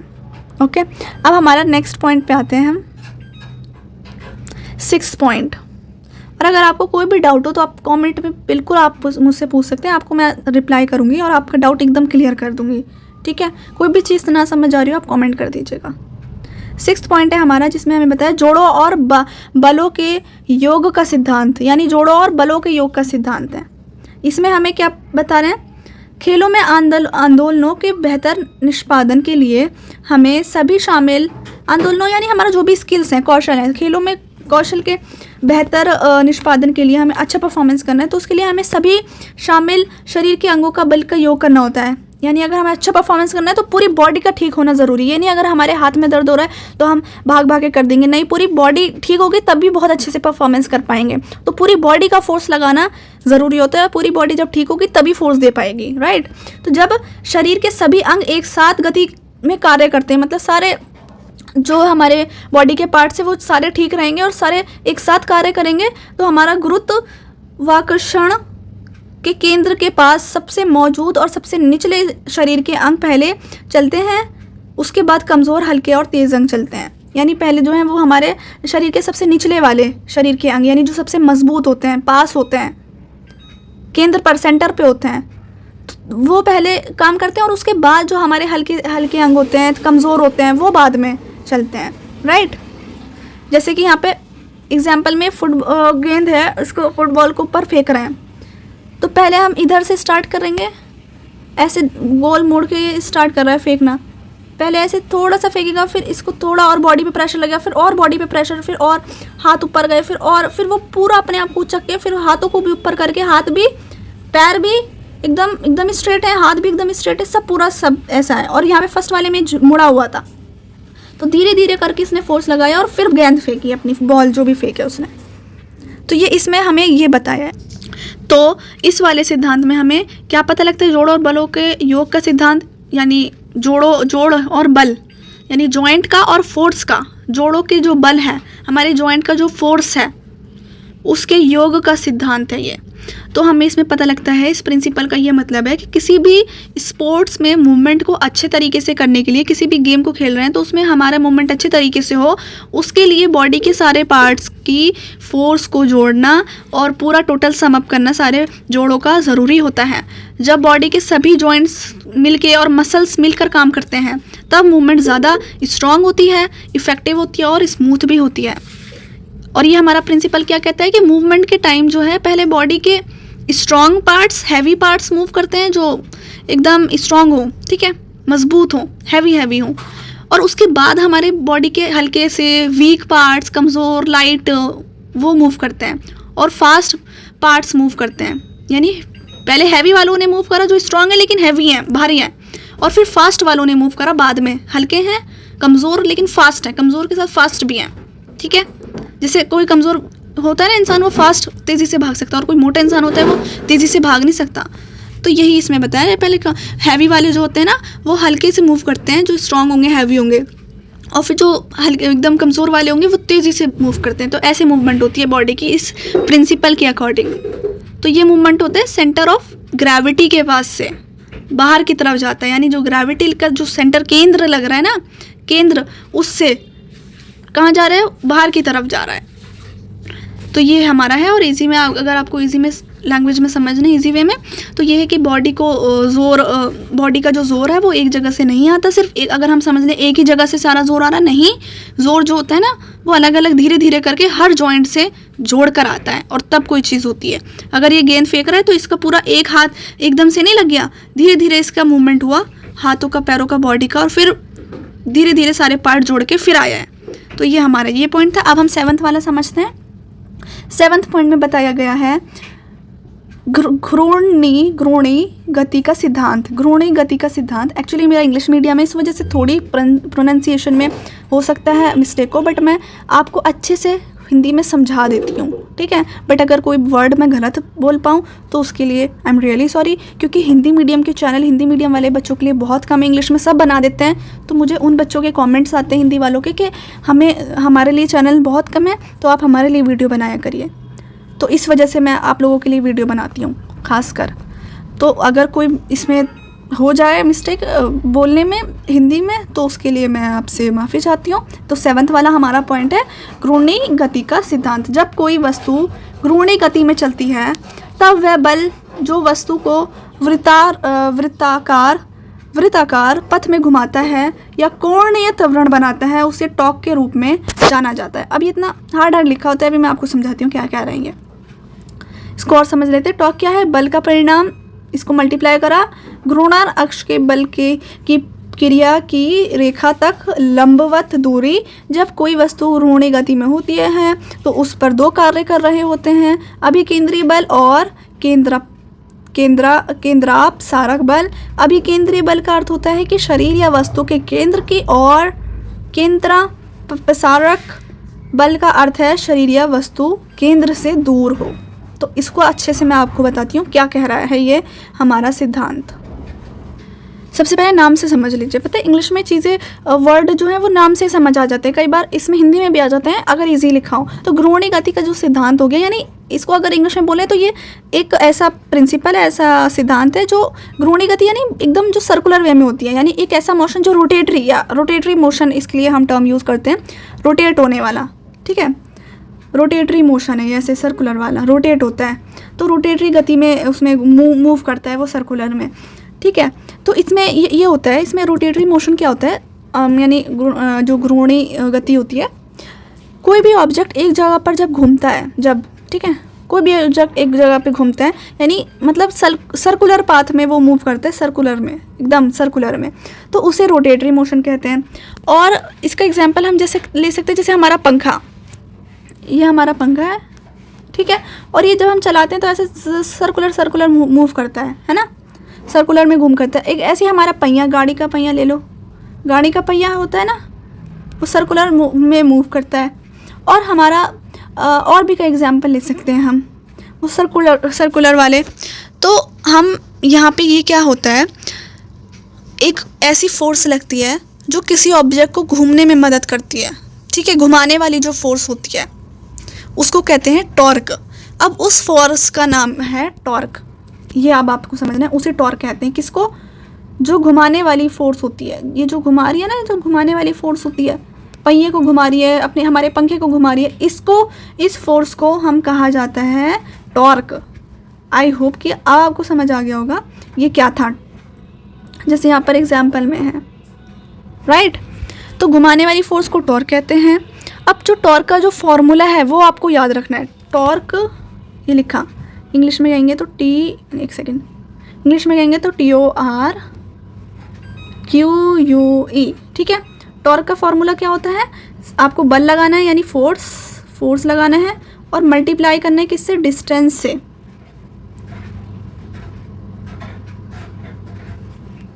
डिस्टेंस से मल्टीप्लाई करना, ये आपका टॉर्क का फॉर्मूला है, F इंटू डी याद रखिएगा, ठीक है। बल लगाना है और उसको आपको डिस्टेंस है, जो भी उसकी दूरी है, लंबवत दूरी, हिंदी में कहेंगे लंबवत दूरी। टॉर्क इज इक्वल टू बल का जो भी हमारा रिजल्ट होगा उसको मल्टीप्लाई में डालेंगे हमारा डिस्टेंस यानी लंबवत दूरी, ठीक है, ये याद रख लिएगा। और ये सारे फॉर्म अगर आप इसको इंग्लिश में भी लिखना चाहें एग्जाम में लिख सकते हैं, फॉर्मूले में कोई दिक्कत नहीं है, ठीक है। तो ये हमारा इसका टॉर्क हमारा निकालने का फॉर्मूला होता है। टॉर्क यानी सर्कुलर जो मोशन है, फोर्स है जो सर्कुलर, वो कैसे निकालेंगे, उसका फोर्स लगाएंगे और उसका डिस्टेंस लगा देंगे, यानी उसके जो डिस्टेंस कितना है। ये डिस्टेंस का मतलब होता है जो रोटेशन से फोर्स लगने वाली जगह है ना, उस तक जो सीधा हमारा डिस्टेंस है।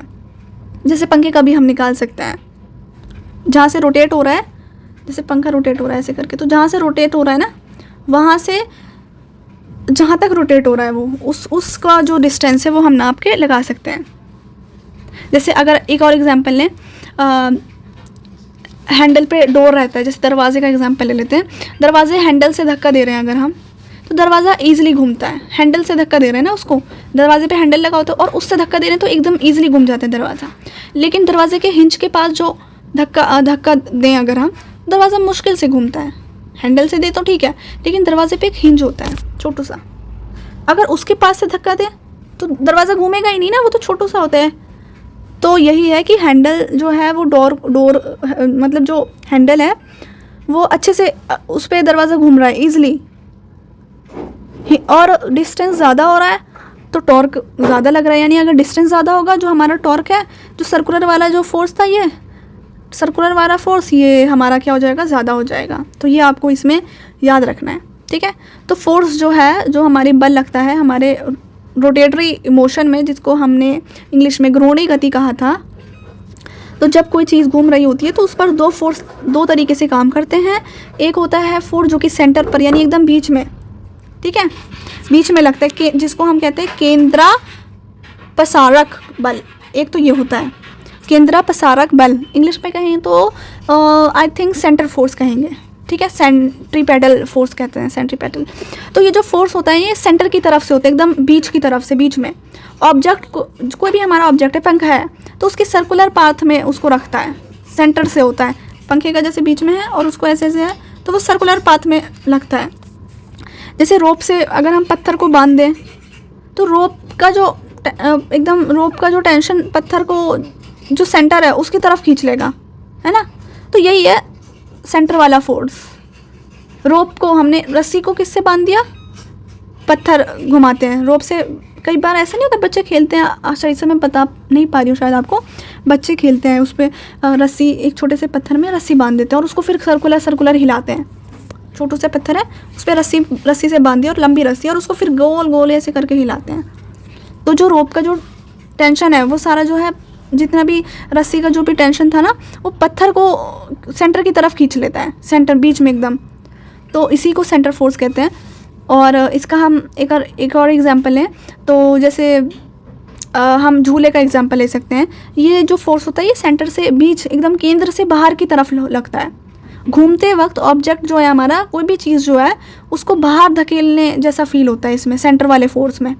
तेज़ घूमते हुए, जैसे झूला है, झूला एकदम तेज़ से घूम रहा है ना, एकदम ऐसे ऐसे ऐसे ऐसे झूला घूम रहा है, या सर्कुलर एकदम झूला घूम रहा है कोई सा, या ऐसे वाला जो झूला होता है वो तेज तेज जो घूमता है, तो उसका एग्जाम्पल ले सकते हैं।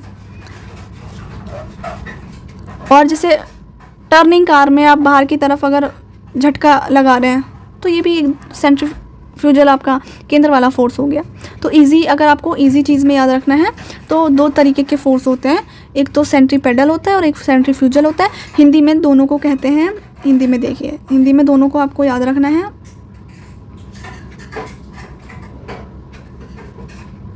अभिकेंद्रीय बल, एक तो है अभिकेंद्रीय बल और एक है केंद्रापसारक बल। अभिकेंद्रीय बल का अर्थ है शरीर या वस्तु के केंद्र की ओर, यानी शरीर हमारी बॉडी को या फिर वस्तु के केंद्र की ओर, ऑब्जेक्ट के सेंटर की ओर।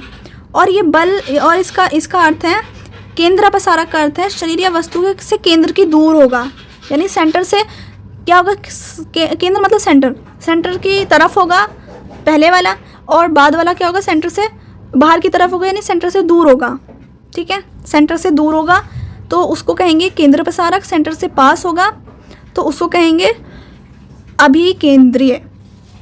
आई होप ये समझ आ गया होगा। अभिकेंद्रीय और केंद्रीय प्रसारक, ये दो चीज़ें हमने पढ़ी, अभिकेंद्रीय केंद्रीय प्रसारक। अभिकेंद्रीय वाला सेंटर की ओर होगा और केंद्रीय प्रसारक सेंटर से दूर होगा, बस ये याद रखना है आपको। नेक्स्ट हमारा 8th वाला है कोणीय गति का सिद्धांत। अब कोणीय गति का सिद्धांत समझ लेते हैं, तो इसको समझिए। कोणीय गति किसे कहते हैं? सबसे पहले कोणीय गति को हम इंग्लिश में कहें तो एंगुलर मोमेंटम कहते हैं, ठीक है। अब ये क्या होती है कोणीय गति या एंगुलर मोमेंटम क्या होता है? तो जब कोई भी ऑब्जेक्ट है ना वो घूम रहा है, तो उस घूमने की जो ताकत है, घूमने की ताकत, उस ऑब्जेक्ट के घूमने की जो ताकत है उसी को कहते हैं हम कोणीय गति या इंग्लिश में एंगुलर मोमेंटम, ठीक है। एंगुलर मोमेंटम ए से आता है, ओके। तो कोणीय गति यहाँ पे क्या लिखा हुआ है? यहाँ यही लिखा है, कोणीय गति जड़तव आधोर, जड़तव आघूर्ण और कोणीय वेग, ये दो वर्ड हैं जो इसमें आपको समझना है और ये बहुत ज़रूरी है। ठीक है, इजी में समझाती हूँ मैं। इनर्शिया इसका मतलब है जड़ता यानी इनर्शिया, कोणीय वेग का मतलब है ये एंगुलर जो वेलोसिटी है। अब इन दोनों को समझ लेंगे, इनका गुणाफल यानी इसको गुणनफल यानी इसको इसका फॉर्मूला अगर हम लगाएं तो इसको मल्टीप्लाई करते हैं।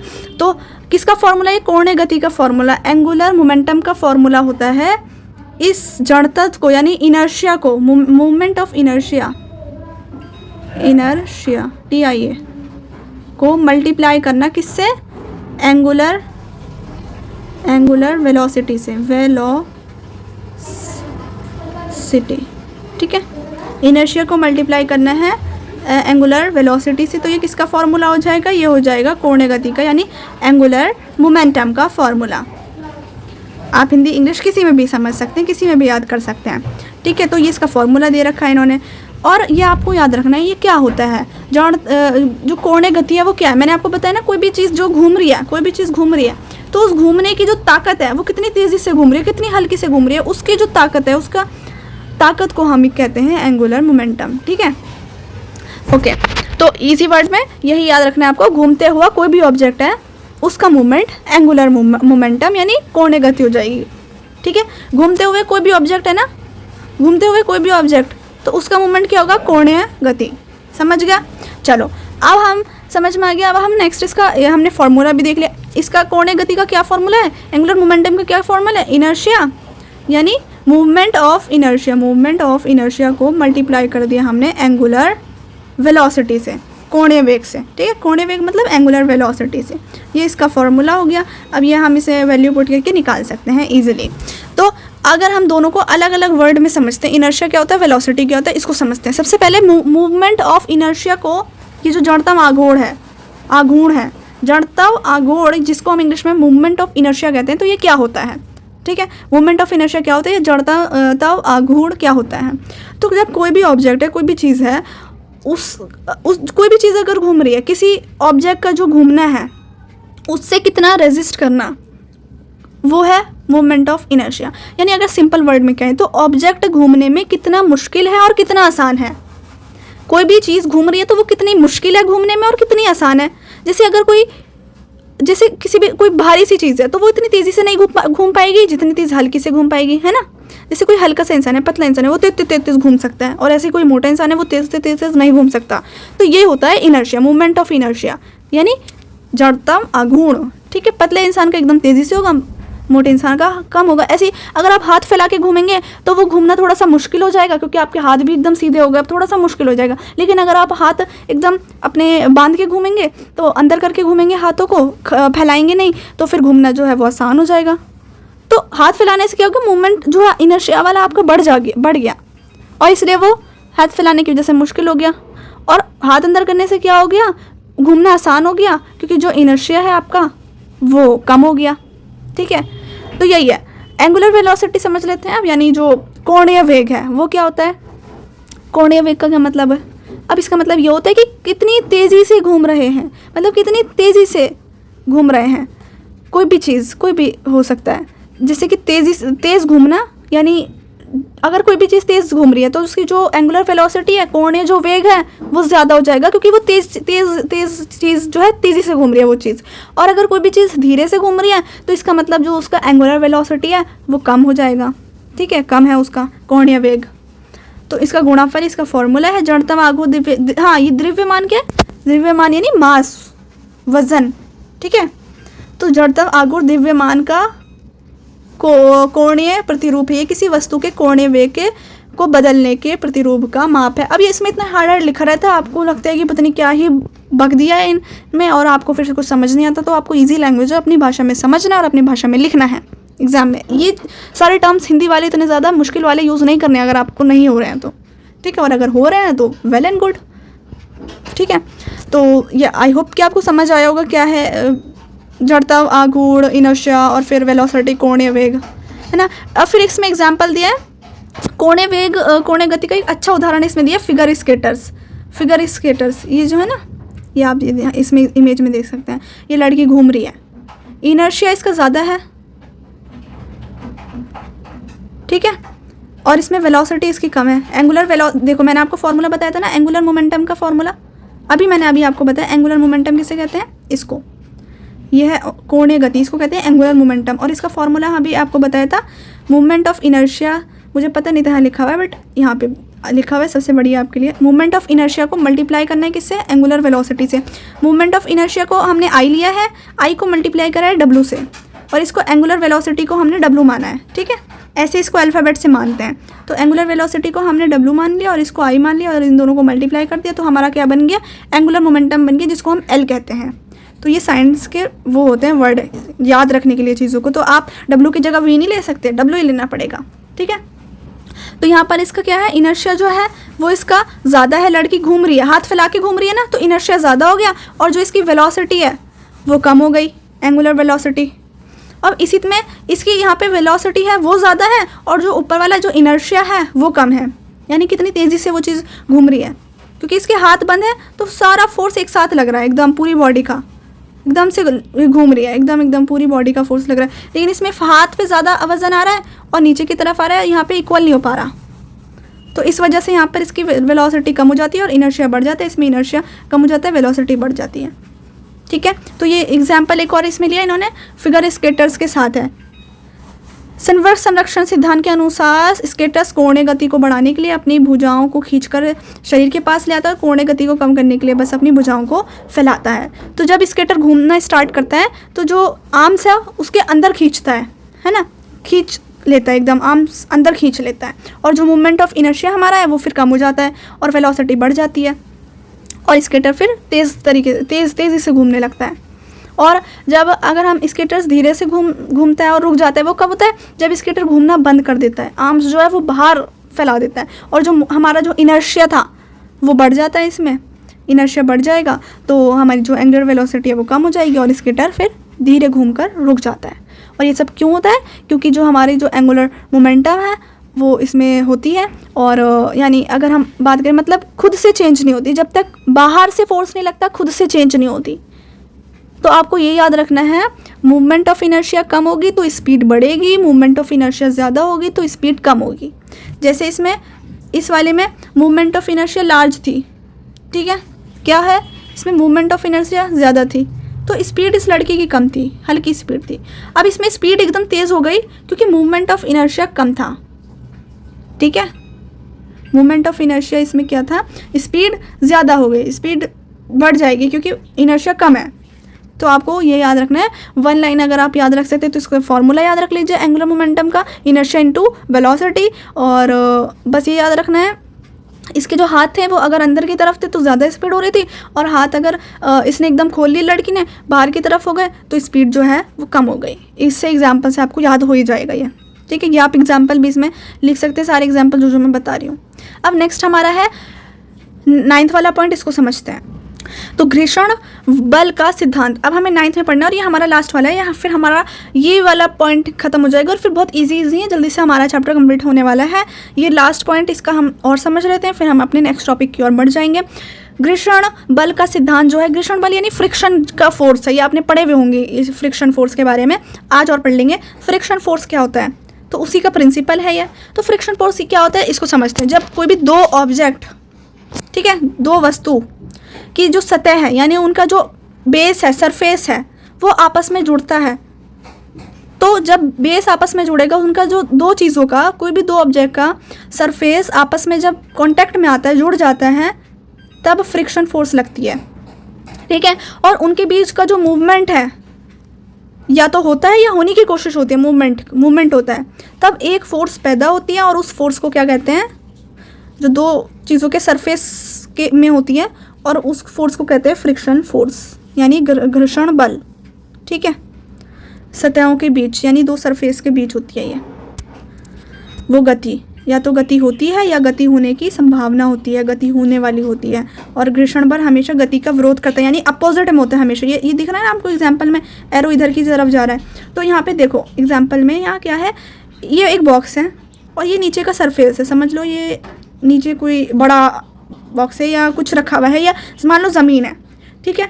एक ज़मीन पे ये बॉक्स रखा है, ठीक है, बड़ा सा डिब्बा है, हम इसको धक्का मारेंगे, हाथों से धक्का मारेंगे, पैर से या हाथ से, किसी से भी, तो ये पुश कर रहे हैं, हम इस पर फोर्स लगा रहे हैं इधर की तरफ से, ऐसे फोर्स लग रही है इस पर इधर की तरफ से, इस डब्बे पे।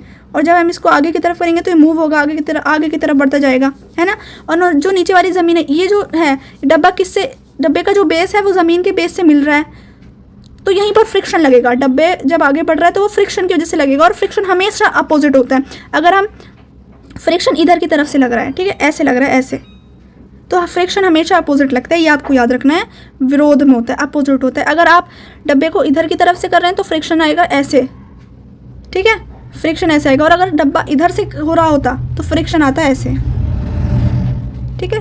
डब्बा अगर आपका अभी इधर से आ रहा है तो फ्रिक्शन ऐसे, लेकिन अगर आपका सब मान लो, मैं पर्पल से दिखाती हूँ आपको, अगर आपका डब्बा इधर से आप मूव कर रहे होते तो फ्रिक्शन इधर से आ रहा होता, ठीक है, ऐसे। तो ये अपोजिट होता है हमेशा, हमारा फ्रिक्शन जो है वो अपोजिट होता है, ये आपको याद रखना है, ठीक है। अब हमारा नेक्स्ट टॉपिक आ जाएगा खेलों में काइनेटिक और काइनेमेटिक्स, ये क्या होता है स्पोर्ट्स में, तो इसको पढ़ते हैं। यांत्रिकी भौतिकी की वो शाखा है, यांत्रिकी भौतिकी की वो शाखा है जो मानव शरीर पर बल के प्रभाव से संबंधित है। इसे निम्न प्रवाह चार्ट में दिखाए गए तरीकों से वर्गीकृत किया गया है, ठीक है। यहाँ पे चार्ट में दिखाया गया है, यांत्रिकी की गति स्थिर गतिशील दोनों होती है। यांत्रिकी की जो गति होती है स्थिर भी होती है, गतिशील भी होती है, और गति स्थिर वाली का और पार्ट में डिवाइड नहीं है, लेकिन जो गतिशील वाली है वो दो पार्ट्स में डिवाइडेड है, एक काइनेटिक और एक काइनेमैटिक्स, रेखिक और कौणिक। अब आपको अगर ये हिंदी वाले टर्म्स समझ नहीं आई, अगर आपको इंग्लिश वाले टर्म्स भी सुनने हैं तो मैं आपको बता देती हूँ। तो सबसे पहले हम समझते हैं यांत्रिकी या गति। यांत्रिकी या गति को इंग्लिश में कहा जाता है मैकेनिक्स, ठीक है। तो इस मैकेनिक्स के यांत्रिकी के क्या टाइप्स होते हैं, सबसे पहले इनको समझना है। सबसे पहले इसके दो तरह के टाइप्स हैं। आप पहला है स्थिर, यानी स्थिर को स्टैटिक कहा जाता है इंग्लिश में, और गतिशील सेकंड वाला होता है गतिशील, यानी नाम से समझ आ रहा है ना, गति वाला जिसमें मूवमेंट है। तो इस वाले में मूवमेंट ही होती है इसमें ऑब्जेक्ट की, वो हम आगे पढ़ेंगे क्या क्या होते हैं। तो दूसरा जो गतिशील है इसको इंग्लिश में डायनामिक कहा जाता है, और ये स्थिर और ये गतिशील, ठीक है। स्थिर यानी ये रुका हुआ है, गतिशील यानी ये रुका हुआ नहीं है, इसमें स्पीड है। स्थिर वाले में स्पीड नहीं होती है। जो गतिशील है उसको दो भागों में डिवाइड किया जाता है, 2 पार्ट्स में। गतिशील के 2 पार्ट्स होते हैं, ठीक है, उसको समझते हैं। तो सबसे पहले तो गतिशील के 2 पार्ट्स होते हैं। सबसे पहला होता है काइनेटिक और दूसरा होता है काइनेमेटिक्स, ठीक है।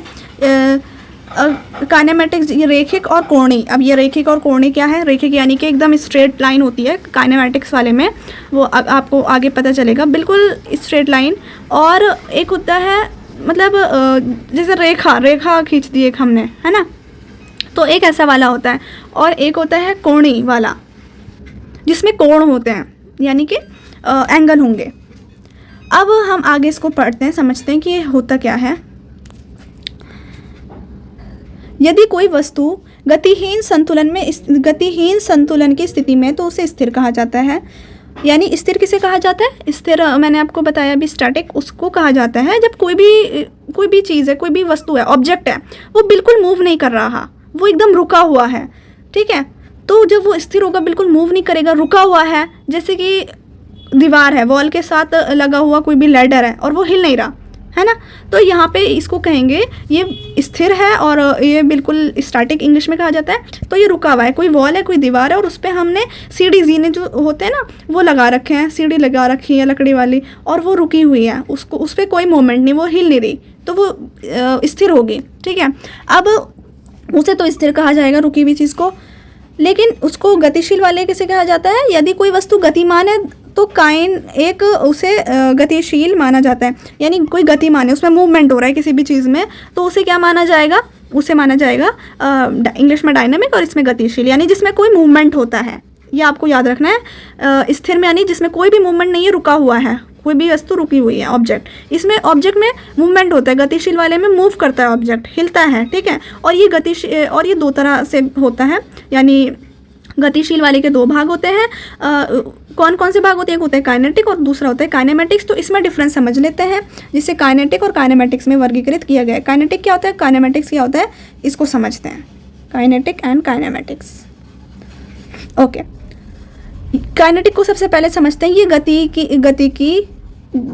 गतिकी का वो पहलू है जो बल या बलों पर विचार करता है, जो वस्तुओं या मानव शरीर को स्थानांतरित करने का कारण बनता है। अब इजी में समझते हैं, इजी वे में इसको। तो काइनेटिक ये होता है जो ये देखता है कि जो आपकी मूवमेंट है उस पर जो फोर्स लग रहा है, जो उस पर बल लग रहा है, तो मूवमेंट किस फोर्स की वजह से हो रहा है। यानी कोई भी आपका कोई भी मूवमेंट हो रहा है, कोई भी चीज़ अगर हिल रही है ना, तो वो किस फोर्स की वजह से हिल रही है। मतलब वो फोर्स जो है इसमें क्या डिसाइड होता है, फोर्स, मास, यानी वो कितना वजन है उसका, रोटेशन हो रही है उसकी, तो इसमें सब कंसीडर किया जाता है काइनेटिक वाले में। जैसे कि हम फुटबॉल को किक मार रहे हैं, यानी फुटबॉल को किक मार के उसको दूर जा रही है फुटबॉल, तो वो उसका जो फोर्स है वो फोर्स क्या लग रहा है, हम उसमें ये देखेंगे कि वो जो मूवमेंट है वो क्यों हो रही है, क्योंकि हमने फुटबॉल पे लात मारी, किक मारने की वजह से फुटबॉल हिली, मूवमेंट फुटबॉल पे इसलिए हुई किक की वजह से। तो इसमें यही होता है। जैसे एक और एग्जांपल जेवलिन थ्रो का ले सकते हैं, शॉर्ट पुट का ले सकते हैं, तो यहाँ कई एग्जांपल आ जाएंगे। और यहाँ फोर्स इंपॉर्टेंट होता है, बल इंपॉर्टेंट होता है, ठीक है, इसलिए ये काइनेटिक है। यहाँ पे अब आपको ये याद रखना है कोई भी मूवमेंट पे क्या फोर्स लग रहा है, फोर्स इस यहाँ पे इंपॉर्टेंट है, ठीक है ना, यानी बल इंपॉर्टेंट है, बलों पर विचार करता है ये। अब काइनेमेटिक्स को समझ लेते हैं। ये क्या है, ये समय, विस्थापन, वेग या त्वरण, ठीक है, वेग या त्वरण एक ही चीज़ है। तो ये तीन चीज़ें आ गई, समय, विस्थापन, वेग या त्वरण के संदर्भ में गति का विश्लेषण करता है। विज्ञान की भाषा में कहते हैं हमें गति की ज्यामिति कहते हैं। ओके, गति की ज्यामिति कहते हैं। और इसे की उपरोक्त चार अवस्थाओं का वर्णन करता है, क्योंकि वह ये या तो एक सीधे यानी रेखिक और रेखा में, या एक स्टर्स यानी कोणीय दिशा में होता है। अब समझिए क्या है ये काइनेमेटिक्स। तो काइनेमेटिक्स जो है, हमने ऊपर पढ़ा काइनेटिक्स में, ये पढ़ा कि वो उस पर बल जो है, कोई भी चीज़ जो मूव कर रही है ना, मूवमेंट हो रहा है, तो वो क्यों हो रहा है, ये उस पर क्या फोर्स लग रहा है, बल क्या है उसका, उस मूवमेंट होने के पीछे का जो फोर्स है उसको देखते हैं हम काइनेटिक में। अब हम काइनेमेटिक्स जो पढ़ रहे हैं इसमें अपोजिट है, इसमें हम फोर्स की बात नहीं करते बिना ये सोचे कि फोर्स क्यों लगी। हम काइनेमेटिक्स मोशन का स्टडी, यानी ये मोशन की स्टडी होती है काइनेमेटिक्स में, ठीक है। काइनेमेटिक्स क्या है, जो मूवमेंट हो रही है ना, कोई भी चीज़ हिल डुल रही है, उसकी स्टडी करते हैं कि वो चीज़, उसकी स्टडी तो है मोशन की, ठीक है, उस गति की स्टडी है इसमें काइनेमेटिक्स में। और लेकिन ये बिना सोचे कि फोर्स क्यों लगी, ये नहीं सोचते, उसमें फोर्स का कोई काम नहीं है।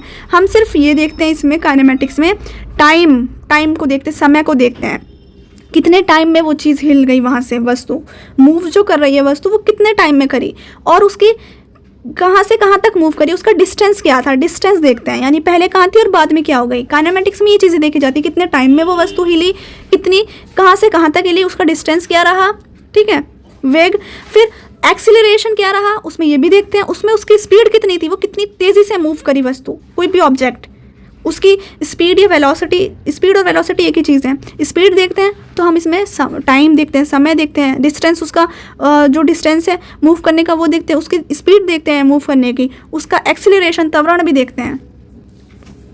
तो ये सारी चीज़ें इसमें देखते हैं हम काइनेमेटिक्स में। और इसमें फोर्स का या मास को कंसिडर नहीं किया जाता, जैसे ऊपर वाले में करा था ना कि बल क्या लगा, बल पे मेन फोकस था, इसमें बल पे फोकस नहीं होता है, इसमें समय पे होता है, टाइम पे होता है, डिस्टेंस पे, स्पीड पे।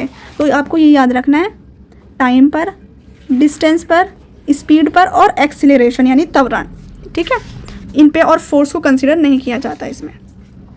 और अगर और सिंपल वर्ड में कहूँ, एग्जांपल के थ्रू मैं आपको समझाऊँ, जैसे कि काइनेमेटिक्स जो है वो ये बनाता है बॉडी आपकी कैसे मूव कर रही है, पर ये नहीं बताता आपको कि क्यों मूव कर रही है, ठीक है, वो क्यों मूव कर रही है, वो जो फोर्स वाली चीज़ है, बल वाली, वो काइनेटिक में था।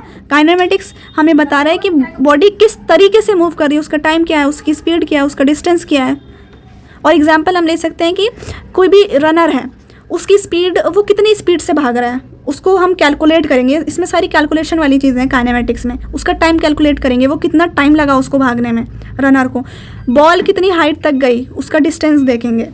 तो ये इसमें काइनेमेटिक्स में चीज़ें आएंगी कैलकुलेशन वाली, ठीक है।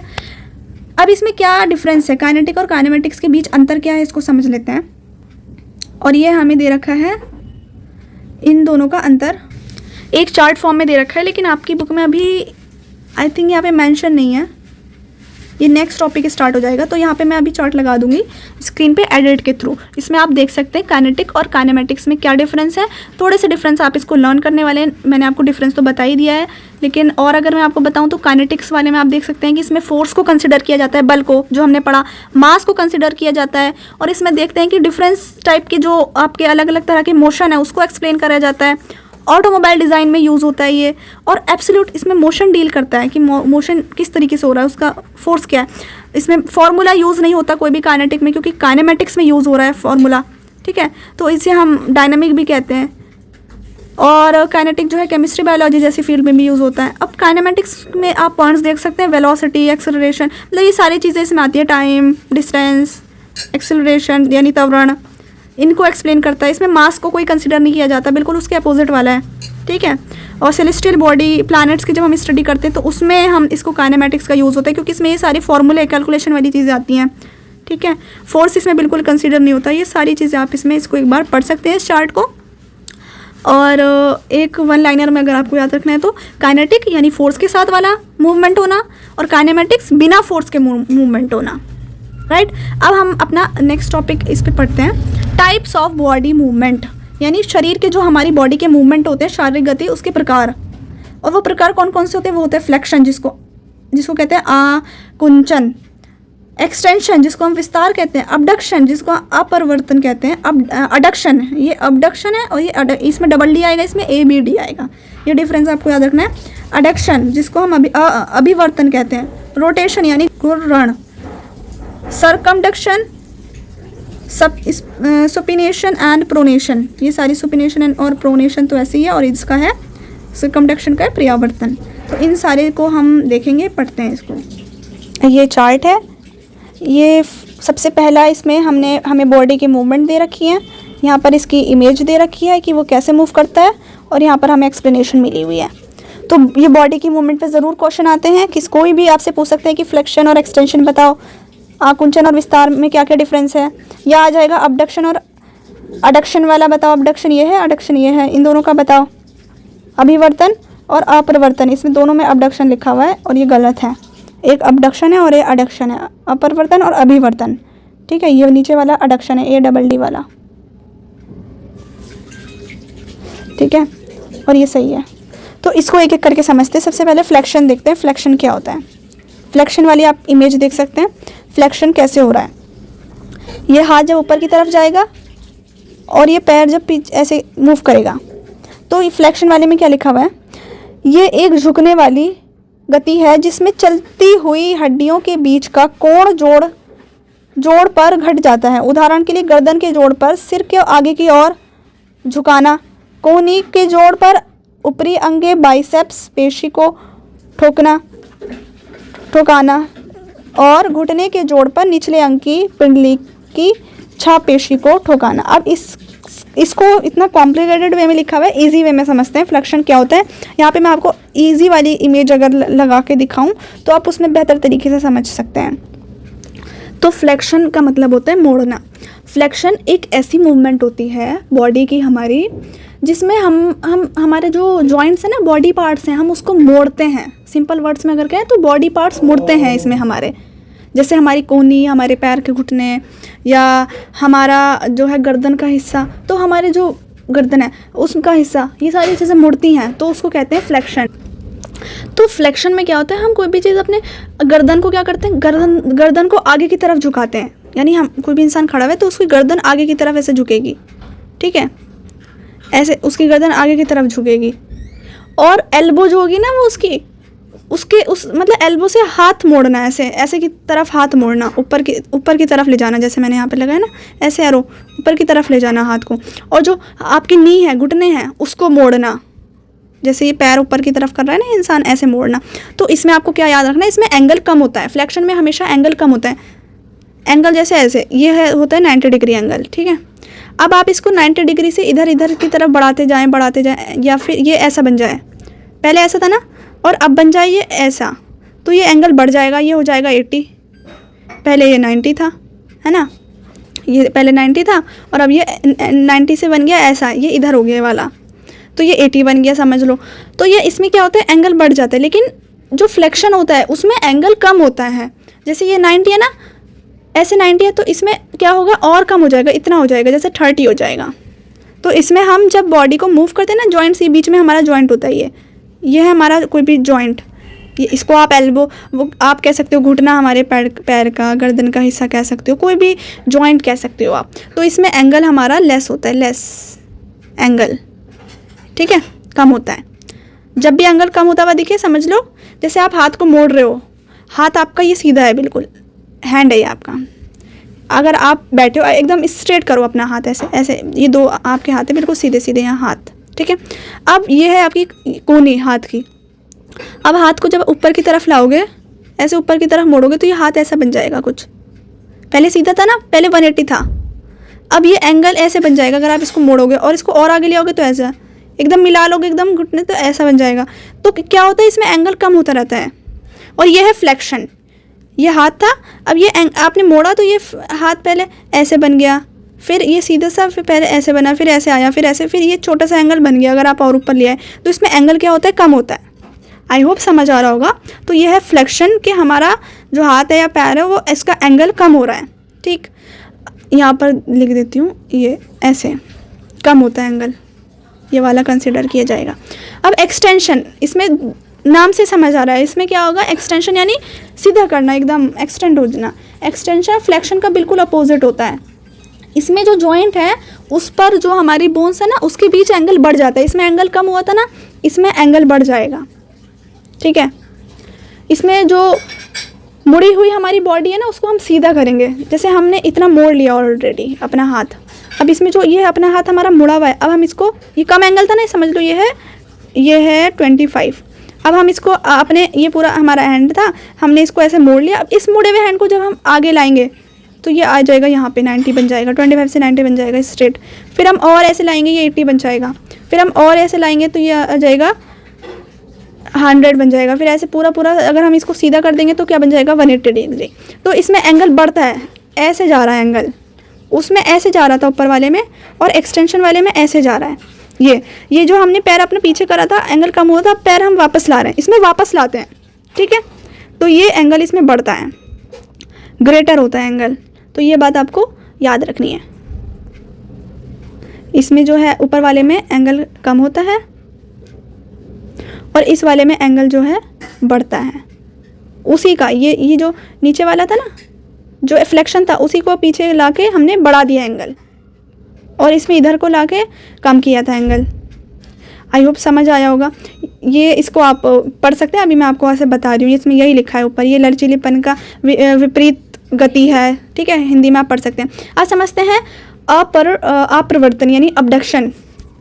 अबडक्शन में क्या होता है, इसके अबडक्शन का मतलब होता है दूर ले जाना, ठीक है, इसका मतलब है दूर ले जाना। अबडक्शन एक ऐसा मूवमेंट होता है हमारी बॉडी का, जिसमें जो बॉडी है ना, जिसमें लिम्ब बॉडी के सेंटर लाइन जो है, मिड लाइन, उससे दूर जाते हैं, मिड लाइन से दूर जाते हैं। जैसे ये हमारी बॉडी है, इसका जो सेंटर है उससे दूर जाते हैं, इधर इधर ऐसे, ठीक है, ये दूर जा रहे हैं। यानी जैसे सिंपल वर्ड्स में अगर हम बोला इसको अबडक्शन को समझाएं तो हाथ या पैर को साइड में से दूर ले जाना, ठीक है, ऐसे ऊपर की तरफ ले जाना।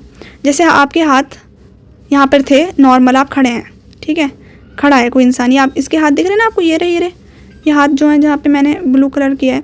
अब ये ऊपर ले गए इन हाथों को तो ये सीधे हो गए, ये इधर वाले हाथ को इधर ले गए तो ये सीधे हो गए, तो ये सीधे हो गए। अब इसके हाथ पहले नीचे थे, अब ये सीधे हो गए, दिख रहा है ना आपको इमेज में। तो इसी को हम कहते हैं, जब ये हाथ को ऊपर ले गया तो ये जब हाथ इसके सीधे हो गए तो यही अबडक्शन है, हाथ को साइड में ऊपर की तरफ उठाना, साइड में ऊपर की तरफ, दोनों साइड, इधर वाला भी हाथ और इधर वाला, पैर को साइड में करके ले जाना ऊपर, ठीक है। और इसी तरीके से अब जो ये है नीचे वाला अडक्शन है, जिसका मतलब होता है पास लाना। अब अडक्शन जो है वो इसका अपोजिट है, बिल्कुल अबडक्शन का अपोजिट है अडक्शन। अडक्शन वाले में क्या होता है, जो हम ऊपर ले गए, पहले हाथ नीचे थे, हम जो ऊपर ले गए, अब जो ये हाथ बिल्कुल 180 डिग्री के हो गए, तो अब हम क्या करेंगे, इन सीधे हाथों को वापस लाएंगे नीचे की ओर, और इधर वाले हाथ को भी नीचे की ओर लाएंगे और दोबारा से स्ट्रेट कर देंगे नीचे, ठीक है। तो ये जो हम नीचे की ओर ला रहे हैं, ऊपर से पहले ऊपर थे, हम उससे अबडक्शन से अडक्शन की ओर ला रहे हैं, ये डबल डी है, ठीक है। तो नीचे की ओर लाने को हम क्या कहते हैं, अडक्शन। तो इसमें जो हैं वो बॉडी की तरफ आते हैं, वापस जो हमारे हाथ हैं या पैर हैं उसको दोबारा से वापस करके बॉडी के पास लाना। यहाँ पर आप लिख लो बॉडी के पास लाना दोबारा से, यहाँ पे बॉडी से दूर, बॉडी से दूर, ठीक है। इसमें क्या होता है, बॉडी से दूर जाता है। ये आपको याद रखना है चार्ट, ये इजी मैंने आपको समझा दिया। अब हम अपने नेक्स्ट टॉपिक की ओर बढ़ते हैं। उससे पहले ये 4 और समझ लेते हैं मूवमेंट। एक रोटेशन वाली मूवमेंट होती है, यानी बिल्कुल रोटेशन तो पता ही है ना, घूमना एकदम, तो जैसे मिड लाइन है उससे घूमना, ये है रोटेशन। इसमें रोटेशन में क्या होता है, जो हमारी हड्डी होती है वो अपनी ही जगह पर घूमती है, अपनी ही जगह पे घूमेगी, ये वो मूवमेंट होता है मिड लाइन की तरफ। यानी रोटेशन मिड लाइन की तरफ भी हो सकती है, मिड लाइन से दूर भी हो सकती है। अपनी जैसे यहाँ पर इसकी गर्दन है, ये अपनी ही तरफ घूम रही है, तो बॉडी पार्ट को घुमाना रोटेशन में होता है। जैसे कि गर्दन को लेफ़्ट या राइट करना, इधर ये गर्दन अपनी इधर करेगी और इधर करेगी, तो ये घूम रही है गर्दन, तो इसी रोटेशन में आ जाएगा। शोल्डर के घुमाना, अगर आप इसको सर्कुलर में ऐसे शोल्डर को ऐसे ऊपर नीचे करें तो ये आ जाएगा। पैर, अगर आप पैर को घुमाएंगे, अपने ये आपके पैर हैं, आप इसको घुमाएंगे, इधर ले जाएंगे, फिर इधर ले जाएंगे, तो ये रोटेशन हो जाएगी, ठीक है। अगर आप इतना भी कर पा रहे हैं तो ये रोटेशन है। गर्दन में इतना ही तो कर पाते हैं, पीछे तो नहीं ले जा पाते ना, तो ज़रूरी नहीं सर्कुलर, बस इतना सीवी बन रहा है ना घुमा के, तो वो रोटेशन है। ये आपको समझ आ जाएगा। अब नेक्स्ट हमारा है सर्कमडक्शन। सर्कमडक्शन को समझ लेते हैं क्या होता है। तो जैसे सर्कमडक्शन उससे समझ आ रहा है ना, सर्कल, सर्कमडक्शन यानी सर्कुलर, तो इसमें क्या होता है, सर्कुलर 360 डिग्री पूरा, ये जो सर्कल है ना ये 360 डिग्री होता है, तो इसमें हम सर्कुलर वे में घुमाते हैं किसी भी चीज़ को। ये जो रोटेशन है थोड़ा सा सी वाला हो रहा था, ये इसमें सर्कुलर वे में घुमाएंगे, तो जिसमें हाथ या पैर पूरा तरीके से गोल घूमते हैं 360 डिग्री। यहाँ पे मैं लिख देती हूँ 360 डिग्री, एक सेकेंड, 360 डिग्री में घूमते हैं यहाँ पे, और ये बिल्कुल सर्कुलर होता है, ठीक है, सर्कमडक्शन, ठीक है। अब इसमें अब आप ये समझ सकते हैं जैसे कि गोल गोल घुमाना, अपने शोल्डर को गोल गोल घुमाना, हाथों को, या ये हाथ है ना, हाथों को एकदम गोल गोल घुमाना, या अपने पैरों को गोल गोल घुमाना, तो अपने हाथों को गोल करके घुमाना। इधर से एक्सरसाइज करते हैं ना सर्कुलर घुमाने की, दोनों हाथों को, पैरों को थोड़ा गोल गोल करके घुमाना, तो ये इसमें आ जाएगा सर्कुलर वे में घुमाना। और हिप जॉइंट से पैर को गोल करके घुमाना, यानी जो हमारे हिप के जॉइंट है ना उससे। अब नेक्स्ट है हमारा जो नेक्स्ट है सुपिनेशन। इसमें क्या होता है, इसमें ऊपर की तरफ घुमाना होता है, जिसमें हमारा जो सुपिनेशन है ना वो एक ऐसा मूवमेंट है जिसमें 4 आर्म या ऊपर जो हमारे फुट है उनको ऊपर की तरफ घूमता है हमारा फुट, ठीक है, ऊपर की तरफ। जैसे आपके सिंपल में समझिए, हथेली है ना, आपके जो हैंड है, हथेली जिसको कहते हैं, उसको ऊपर की तरफ लाना, ऊपर की तरफ ला रहे हैं आप, वो है जैसे 4 आर्म को घुमाना, जिससे थंब जो है आपका, यानी जो लेफ़्ट से राइट की तरफ जाता है, थंब जो है लेफ़्ट से राइट की तरफ जाता है, ऊपर की तरफ घुमाना, और हथेली को ऊपर की तरफ रखना। और इसी का जो अपोजिट है ना, नीचे की तरफ घुमाना, प्रोनेशन होता है। प्रोनेशन में क्या होता है, ये सुपिनेशन का अपोजिट होता है। इसमें जो हमारी हथेली है उसको हम नीचे की तरफ लाते हैं, है ना, 4 आर्म को घुमाते हैं, जिसमें थंब राइट से लेफ़्ट की तरफ होता है। तो आपको बस ये याद रखना है, इसमें राइट से लेफ़्ट की तरफ होता है, यानी दाएं से बाएं की तरफ होता है प्रोनेशन में, और जो सुपिनेशन होता है इसमें बाएं से दाएं की तरफ होता है, ठीक है। अंगूठा बाएं से दाएं की तरफ होता है। और अगर बहुत इजी करके बताऊं तो हाथ को सीधा करना, जब आपका हाथ सीधा होगा तो उसमें हो जाएगा सुपिनेशन, और जब आपका हाथ उल्टा होगा तो हो जाएगा प्रोनेशन। ऐसे करके भी आप लिख सकते हैं, सीधा होगा हाथ तो सुपिनेशन होगा, जिसमें आपका अंगूठा बाएं से दाएं की तरफ होगा, और प्रोनेशन में आपका हाथ उल्टा होगा, जिसमें आपका जो अंगूठा है वो दाएं से बाएं की तरफ होगा, ठीक है। इसको आप गूगल करके इमेजेस के थ्रू भी और अच्छे से समझ सकते हैं। अब हम अपने नेक्स्ट टॉपिक की ओर बढ़ते हैं। तो हमारा नेक्स्ट टॉपिक जो 8.5 है, लास्ट टॉपिक है हमारे इस चैप्टर का, वो है axis and planes and concept and its application in body movement, ठीक है। अक्ष और तल, अवधारणा और शरीर की गतिविधियों में इसका क्या अनुप्रयोग है, अक्ष और तल का, इसके बारे में हमें समझना है। अक्ष और तल की अवधारणा यानी कॉन्सेप्ट समझ लेते हैं। अक्ष एक्सिस, तल यानी प्लेन, ठीक है, तल बिल्कुल प्लेन जो होता है, तो इन दोनों को समझते हैं। तो अक्ष क्या होता है यानी एक्सिस क्या होता है? ये एक काल्पनिक बिंदु या रेखा है, काल्पनिक है, जिसको हम इमेजिन करते हैं, जिसके चारों ओर शरीर की गति होती है या जिसके चारों ओर कोई वस्तु घूमती है, ठीक है, चारों ओर कोई वस्तु, कोई भी ऑब्जेक्ट हो सकता है, वो घूमता है। अक्ष 3 प्रकार के होते हैं। धनु अक्ष होता है, ललाट अनुप्रस्थ कहते हैं, वो अक्ष होता है, और एक होता है अनुदैर्ध्य अक्ष, ठीक है, ऊर्ध्वाधर अक्ष। ये 3 इसके टाइप्स होते हैं। तो अक्ष क्या होता है? इजी वे में अगर मैं आपको समझाऊं, जिस लाइन के अराउंड आपका बॉडी का मूवमेंट होता है ना, उसे कहते हैं अक्ष यानी एक्सिस। एक्सिस जो होती है वो एक इमेजिनरी लाइन होती है या एक इमेजिनरी पॉइंट होता है जो आप इमेजिन करते हैं। जैसे आपकी बॉडी है, ये हमने मान लिया, इसके अराउंड आपकी बॉडी घूम रही है, ठीक है।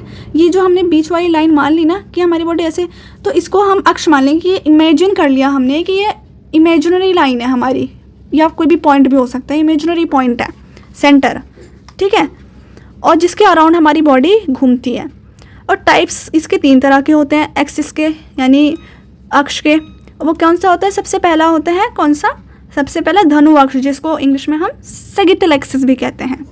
और इसमें क्या होता है? धनु अक्ष का मतलब क्या होता है समझिए। धनु अक्ष मतलब बॉडी के जो आगे या पीछे जाने वाली इमेजिनरी, बॉडी के आगे जाने वाली या पीछे जाने वाली एक ऐसी इमेजिनरी लाइन जो बॉडी के आगे जा रही है, पीछे जा रही है। इसमें क्या होता है? इसमें अक्ष यानी जो एक्सिस है उसके around side to side movement होता है, जैसे कि साइड से बेंड करना, बॉडी को साइड से बेंड करना, या कार्ट व्हील जो होता है वो भी इसका एग्जाम्पल हो सकता है। तो बस आपको ये याद रखना है, जो धनु अक्ष है उसमें बॉडी जो होती है बॉडी के आगे से पीछे जाने वाली लाइन है, आगे से पीछे जा रही है लाइन, वो ऐसे ऐसे मूव कर रही है हमारी बॉडी। अगर हम आगे से पीछे की तरफ अपनी बॉडी को ले जाएं, यानी जब आप अपने फेस को इधर की तरफ, पीछे की तरफ देखते हैं, ठीक है, तो वो हमारी हो गई धनु अक्ष। अब जो ये है सेकंड वाली यानी सेकंड एक्सिस जो है उसको कहा ललाट कहा था, और इसको ललाट यानी फ्रंटल एक्सिस होता है। ये ट्रांसवर्सल, बॉडी से लेफ्ट से राइट जाने वाली इमेजिनरी लाइन, ठीक है, लेफ्ट से राइट जाने वाली। अभी हम पीछे की तरफ जा रहे थे ना, तो अब हम इसमें क्या जा रहे हैं? फ्रंटल लाइन लेफ्ट से, पहले बॉडी लेफ्ट की तरफ होती है, उससे जब लेफ्ट से राइट की तरफ जाने वाली इमेजिनरी लाइन होती है, तो इस एक्सिस के अराउंड आगे पीछे मूवमेंट होता है, ठीक है। और जो थर्ड वाला था वो हमारा क्या था, जिसको हमने पढ़ा हिंदी में ऊर्ध्वाधर, जिसको हम इंग्लिश में कहते हैं लॉन्गिट्यूड भी कह सकते हैं और वर्टिकल एक्सिस भी कह सकते हैं। तो इसमें क्या होता है? बॉडी जो होती है उसके ऊपर से नीचे जाने वाली लाइन, ठीक है, ऊपर से नीचे जाने वाली लाइन होती है ये, स्पिन करना या बॉडी को टर्न करना। तो ऊपर से नीचे जाने वाली, आप कहीं लिख सकते हैं ऊर्ध्वाधर, ऊपर से नीचे जाने वाली। ललाट लेफ्ट से राइट की ओर यानी उल्टे से सीधे की ओर जाने वाली, और धनु यानी आगे से पीछे की ओर जाने वाली। तो ये आपको याद रखने तीनों कॉन्सेप्ट, तीनों इसके टाइप्स। अब तल क्या होता है? प्लेन। तल क्या होता है इसको समझिए। ये वो सतह है जिसके माध्यम से गति होती है, और 3 प्रकार के तल होते हैं, सैजिटल, फ्रंटल, ट्रांसवर्सल, ठीक है। तो जो प्लेन है वो एक ऐसी इमेजिनरी सरफेस होता है। यहाँ पे लाइन थी, एक्सिस में लाइन थी या कोई बिंदु था, कोई पॉइंट था। ये तल जो है वो पूरा सरफेस है, इमेजिन कर लेते हैं हम उस पूरे सरफेस को जिसमें मूवमेंट होती है, ठीक है। तो मूवमेंट जिस सरफेस पर हो रही है ना, तो उसे प्लेन कहते हैं, जिस सरफेस पर मूवमेंट होती है। और ये भी 3 तरह के होते हैं। सबसे पहला वही सेम नाम है इसके भी, सैजिटल। सैजिटल इंग्लिश में जैसे जिसको हम ने इसको धनु वाले को सैजिटल कहा था, ललाट कहा था फ्रंटल वाले को, और ट्रांसवर्सल यही, ठीक है। तो ये आपको याद रखना है। सैजिटल वाला जो प्लेन होता है, सैजिटल प्लेन में क्या होता है, ये इंग्लिश वर्ड को हिंदी में लिख रखा है बस। सैजिटल प्लेन में ये होता है बॉडी को लेफ्ट से राइट की ओर करते हैं, यानी बॉडी को लेफ्ट और राइट पार्ट्स में हम डिवाइड कर देते हैं। इस प्लेन में आगे पीछे मूवमेंट होता है, यानी जैसे हम वॉक कर रहे हैं तो हमने लेफ्ट में और राइट में, जब हम कोई भी इंसान चलता है तो पहले अपने लेफ्ट वाले पैर चलाएगा, फिर राइट वाला, लेफ्ट पैर राइट पैर, लेफ्ट पैर राइट पैर, ऐसे करता है ना। जब हम भाग रहे होते हैं तब भी दौड़ते हुए पहले लेफ्ट पैर फिर राइट पैर, लेफ्ट राइट या राइट राइट ऐसे करके करते हैं। तो ये होता है, क्या होता है, ये हमारा सैजिटल वाला प्लेन होता है। ये आपको याद रखना है। ये रनिंग में या वॉक करते हुए जैसे हमारी डिवीजन हो जाता है बॉडी का लेफ्ट और राइट में। फ्रंटल प्लेन क्या होता है दूसरा वाला, इसमें बॉडी को फ्रंट और बैक में पार्ट्स में डिवाइड कर लेते हैं, फ्रंट में और बैक में, ठीक है। फ्रंट में और बैक में कैसे कहते हैं, जैसे हम जंप करते हैं, और इसमें अबडक्शन और अडक्शन वाला एग्जाम्पल बहुत अच्छे से आ जाएगा। जब अभी हमने देखा ना बॉडी का मूवमेंट अबडक्शन और अडक्शन वाला, वो इसमें आ जाएगा। और इसका एग्जाम्पल में ये जो भी मैं आपको एग्जाम्पल ये सब सारी चीज़ें बता रही हूँ, आप नोट डाउन कर सकते हैं, अपनी नोटबुक में लिख सकते हैं और एग्जाम में आंसर में यूज़ कर सकते हैं। आपको इसके बहुत अच्छे मार्क्स मिलेंगे, फुल मार्क्स, अगर आप ये एग्जाम्पल्स यूज़ करते हैं। तो फ्रंटल का एक अबडक्शन और अडक्शन वाला एग्जाम्पल हो गया, और जंपिंग वाला एग्जाम्पल हो गया, जंपिंग जैक, फ्रंट और बैक, फ्रंट बैक ऊपर नीचे ऐसे करके होते हैं ना जंपिंग जैक से। और तीसरा वाला हमारा इसका हो गया ट्रांसवर्सल, यानी ट्रांसवर्सल जो था ऊपर वाले में वर्टिकल था, अक्ष वाले में यानी एक्सिस में वर्टिकल था ऊर्ध्वाधर, इसमें ट्रांसवर्सल यानी हॉरिजॉन्टल है। हॉरिजॉन्टल प्लेन को ट्रांसवर्सल प्लेन भी कहा जाता है। इसमें बॉडी जो होती है वो अपर और लोअर पार्ट में डिवाइड होती है, आधे आधी। अपर पार्ट हो गया बॉडी का और लोअर पार्ट, आधी आधी डिवाइड कर देते हैं बॉडी को अपर एंड लोअर पार्ट में। और रोटेशनल मूवमेंट होती है इसमें, रोटेशनल, ये सबसे इंपॉर्टेंट, ये आपको याद रखना है। ट्रांसवर्सल वाले में रोटेशन, सर्कुलर वाली, जैसे बॉडी जैसे स्पिनिंग ऐसे गोल गोल घूमता है ना, ट्विस्टिंग ऐसे कुछ करना, बॉडी की ऐसी मूवमेंट जो सर्कुलर हो, तो ये इससे आप याद रख सकते हैं, ये वाला लास्ट वाला जो प्लेन है। अब बस ये लास्ट ज़रा सा ये टॉपिक का हिस्सा ही है, इसी टॉपिक का वो है शरीर की गतिविधियों में अक्ष और तल का अनुप्रयोग क्या, यानी application of axis and plane in body movement. Axis और प्लेन की बॉडी की मूवमेंट में क्या एप्लीकेशन है, क्या अनुप्रयोग है इसका, ये समझ लेते हैं थोड़ा सा और। तो इसको रीड करें। प्रत्येक गतिविधि विशिष्ट अक्ष के आसपास और विशिष्ट तल के माध्यम से होती है। गति के बिना मानव जीवन और खेल दोनों ही असंभव है, यानी अगर आप मूवमेंट नहीं करेंगे, कोई भी गति नहीं होगी, मूव नहीं करेंगे, तो मानव जीवन जो है और खेल खेलना भी बहुत ही असंभव है, इम्पॉसिबल है। खेल हो ही नहीं सकता जब मूव नहीं करेंगे, हाथ पैर नहीं चलाएंगे, तो हम कैसे खाना तक नहीं खा सकते ना, तो सर्वाइव करना बहुत मुश्किल है। तो आप शरीर की गतिविधियों में अक्ष और तल के अनुप्रयोग को आसानी से देख सकते हैं, जो हम सामान्य जीवन, कार्य या खेल में करते हैं। ये बहुत इजी प्रोसेस है अक्ष और तल वाला, जो हम अपने डेली लाइफ में भी या कोई भी काम करते हैं या कोई भी गेम खेलते हैं, खेल खेलते हैं, तो उसमें भी होता है ये। अक्ष और तल दोनों ही विशिष्ट संयोजन के साथ परस्पर संबंध है, यानी एक दूसरे से ये इंटरकनेक्टेड है, जैसे कि नीचे उल्लेख किया गया है, ठीक है। धनु अक्ष के साथ ललाट और धनु अक्ष के साथ ललाट वाला तल, यानी सेगिटल एक्सिस विद फ्रंटियल, मैंने आपको बता दिया। Vertical axis with transversal, frontal axis with sagittal plane. Okay, तो ये एक्सिस है और प्लेन है, सेगिटल एक्सिस, फ्रंटियल प्लेन। पहला तीनों धनु वाले के 3 एग्जाम्पल थे और इसके भी 3 एग्जाम्पल थे ना, तो सबका ले रखा है, सेगिटल वाला और फ्रंटियल प्लेन। एक में एक्सिस है, एक में प्लेन है। ये रहा एक्सिस, इसमें है सेगिटल एक्सिस और फ्रंटियल प्लेन आ गया। इसमें ट्रांसवर्सल प्लेन और वर्टिकल एक्सिस आ गया। इसमें फ्रंटियल एक्सिस आ गया और सेगिटल प्लेन आ गया। एक प्लेन है और एक एक्सिस है, और ये चार्ट के थ्रू हम समझते हैं। तो अभी हमने ये देखा कि जो हर कोई भी मूवमेंट होता है ना, वो एक स्पेसिफिक एक्सिस के अराउंड होता है और एक स्पेसिफिक प्लेन में होता है। एक्सिस में भी अक्ष भी होता है उसमें, और एक स्पेसिफिक प्लेन भी होता है, तल भी होता है, ठीक है, एक सरफेस होता है, और कोई उसका पॉइंट भी होगा। एक्सिस यानी कोई पॉइंट भी होगा स्पेसिफिक, कोई भी मूवमेंट हो रहा है तो, जैसे कोई भी बॉडी मूव कर रही है तो उसका एक सरफेस भी होता है और उसका एक प्लेन वो पॉइंट भी होता है जहाँ वो मूव करता है, ठीक है। और एक्सिस और प्लेन हमेशा क्या होते हैं, फिक्स्ड कॉम्बिनेशन में काम करते हैं, चाहे अक्ष हो चाहे तल हो। तो इसको अगर हम समझें अपने इसके थ्रू समझते हैं, टेबल के थ्रू। तो यहाँ पर आपको इमेज दिख रही है। सबसे पहले आप ये देखिए, अक्ष और तल संयोजन छवि आई हैं, यानी इनकी कॉम्बिनेशन वाली आई हैं। इसमें अक्ष भी है, तल भी है, दोनों चीज़ें हैं। तो इसमें फर्स्ट वाले में क्या आ रहा है, फर्स्ट वाले में आ रहा है सेगिटल एक्सिस और फ्रंटियल प्लेन। इसमें छोटू सा आपको दिख रहा है, फ्रंटियल प्लेन है और सेगिटल एक्सिस है। तो जब मूवमेंट सेगिटल एक्सिस के अराउंड होता है, तो जब भी कोई भी मूवमेंट सेगिटल एक्सिस के अराउंड होगा, तो जो तल होगा ना उसका, फ्रंटियल तल, उसमें होता है वो मूवमेंट। जैसे अबडक्शन या अडक्शन इसका एग्जाम्पल है फर्स्ट वाले का, ठीक है ये। और इसका एग्जाम्पल अब नेक्स्ट वाले पेज में यहाँ पे लिखा हुआ है, अप्रवर्तन और अभिवर्तन, यानी अडक्शन और अबडक्शन, ये इसके एग्जाम्पल है फर्स्ट वाले के, ठीक है। ये फर्स्ट वाला एक ही है, वो उसके आगे का यहाँ पर है, ठीक है। तो ये आप देख सकते हैं। और इसमें आपको ये समझना है कि जो कॉम्बिनेशन है फ्रंटियल प्लेन का है और सेगिटल एक्सिस का है, राइट। ये ये। और इसमें आपको ये समझना है कि कोई भी हमने पॉसिबल मूवमेंट देख लिया, हमारा मूवमेंट इसमें अबडक्शन और अडक्शन की तरह होता है, जो कि मैं आपको ऑलरेडी समझा चुकी हूँ। इसमें सैगिटल प्लेन और फ्रंटल, सैगिटल एक्सिस है और फ्रंटियल प्लेन है, ठीक है। और इसके अगर एग्जांपल लें, जैसे कि जंपिंग जैक वाली एक्सरसाइज आ जाएगी, या आर्म्स और लेग को साइडवेज में ऐसे फैलाना, ये इसके एग्जाम्पल हो सकते हैं। अब दूसरा वाला हमारा है, दूसरा वाला ये आप देख सकते हैं, जिसमें क्या है, ये इसमें क्या है, इसमें ट्रांसवर्सल प्लेन है और वर्टिकल एक्सिस है। यहाँ लिखा हुआ है छोटा सा, vertical axis and transversal plane. ये ट्रांसवर्सल प्लेन और वर्टिकल एक्सिस, जिसको लॉन्गिट्यूडनल भी लिखा हुआ है, शायद लॉन्गिट्यूड लिखा नीचे, सेम ही है। वर्टिकल को लॉन्गिट्यूडिनल एक्सिस भी कहते हैं। तो जब मूवमेंट जो होता है वर्टिकल एक्सिस के अराउंड होता है, तो मूवमेंट जो है वो ट्रांसवर्सल प्लेन में होता है, और इसी का अपोजिट ट्रांसवर्सल होगा तो वर्टिकल एक्सिस। तो ये दोनों आपको याद रखना है, ये दोनों एक दूसरे के उससे होते हैं, वर्टिकल एक्सिस, ट्रांसवर्सल प्लेन, जो कि यहाँ लिखा हुआ है इस इमेज में।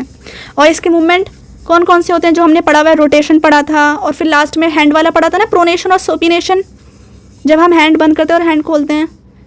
फिंगर पढ़ा था left to right, right to left, बाएं से दाएं, दाएं से बाएं। तो वो अगर आपको दोबारा से पढ़ना है तो आप वीडियो को पॉज करके पढ़ सकते हैं, पीछे करके पढ़ सकते हैं। सुपिनेशन, प्रोनेशन, रोटेशन, ये इसके मूवमेंट्स होते हैं। और इसके एग्जाम्पल में आ जाएगा, जैसे यहाँ पे इसके लिखे हुए हैं आपके एग्जाम्पल्स। खो खो खेल, जब हम कोई भी खो खो खेलते हैं ना, तो वो इसका एग्जाम्पल आ जाता है इसके एग्जाम्पल में। और सुपिनेशन, प्रोनेशन, रोटेशन, ये इसका मूवमेंट है।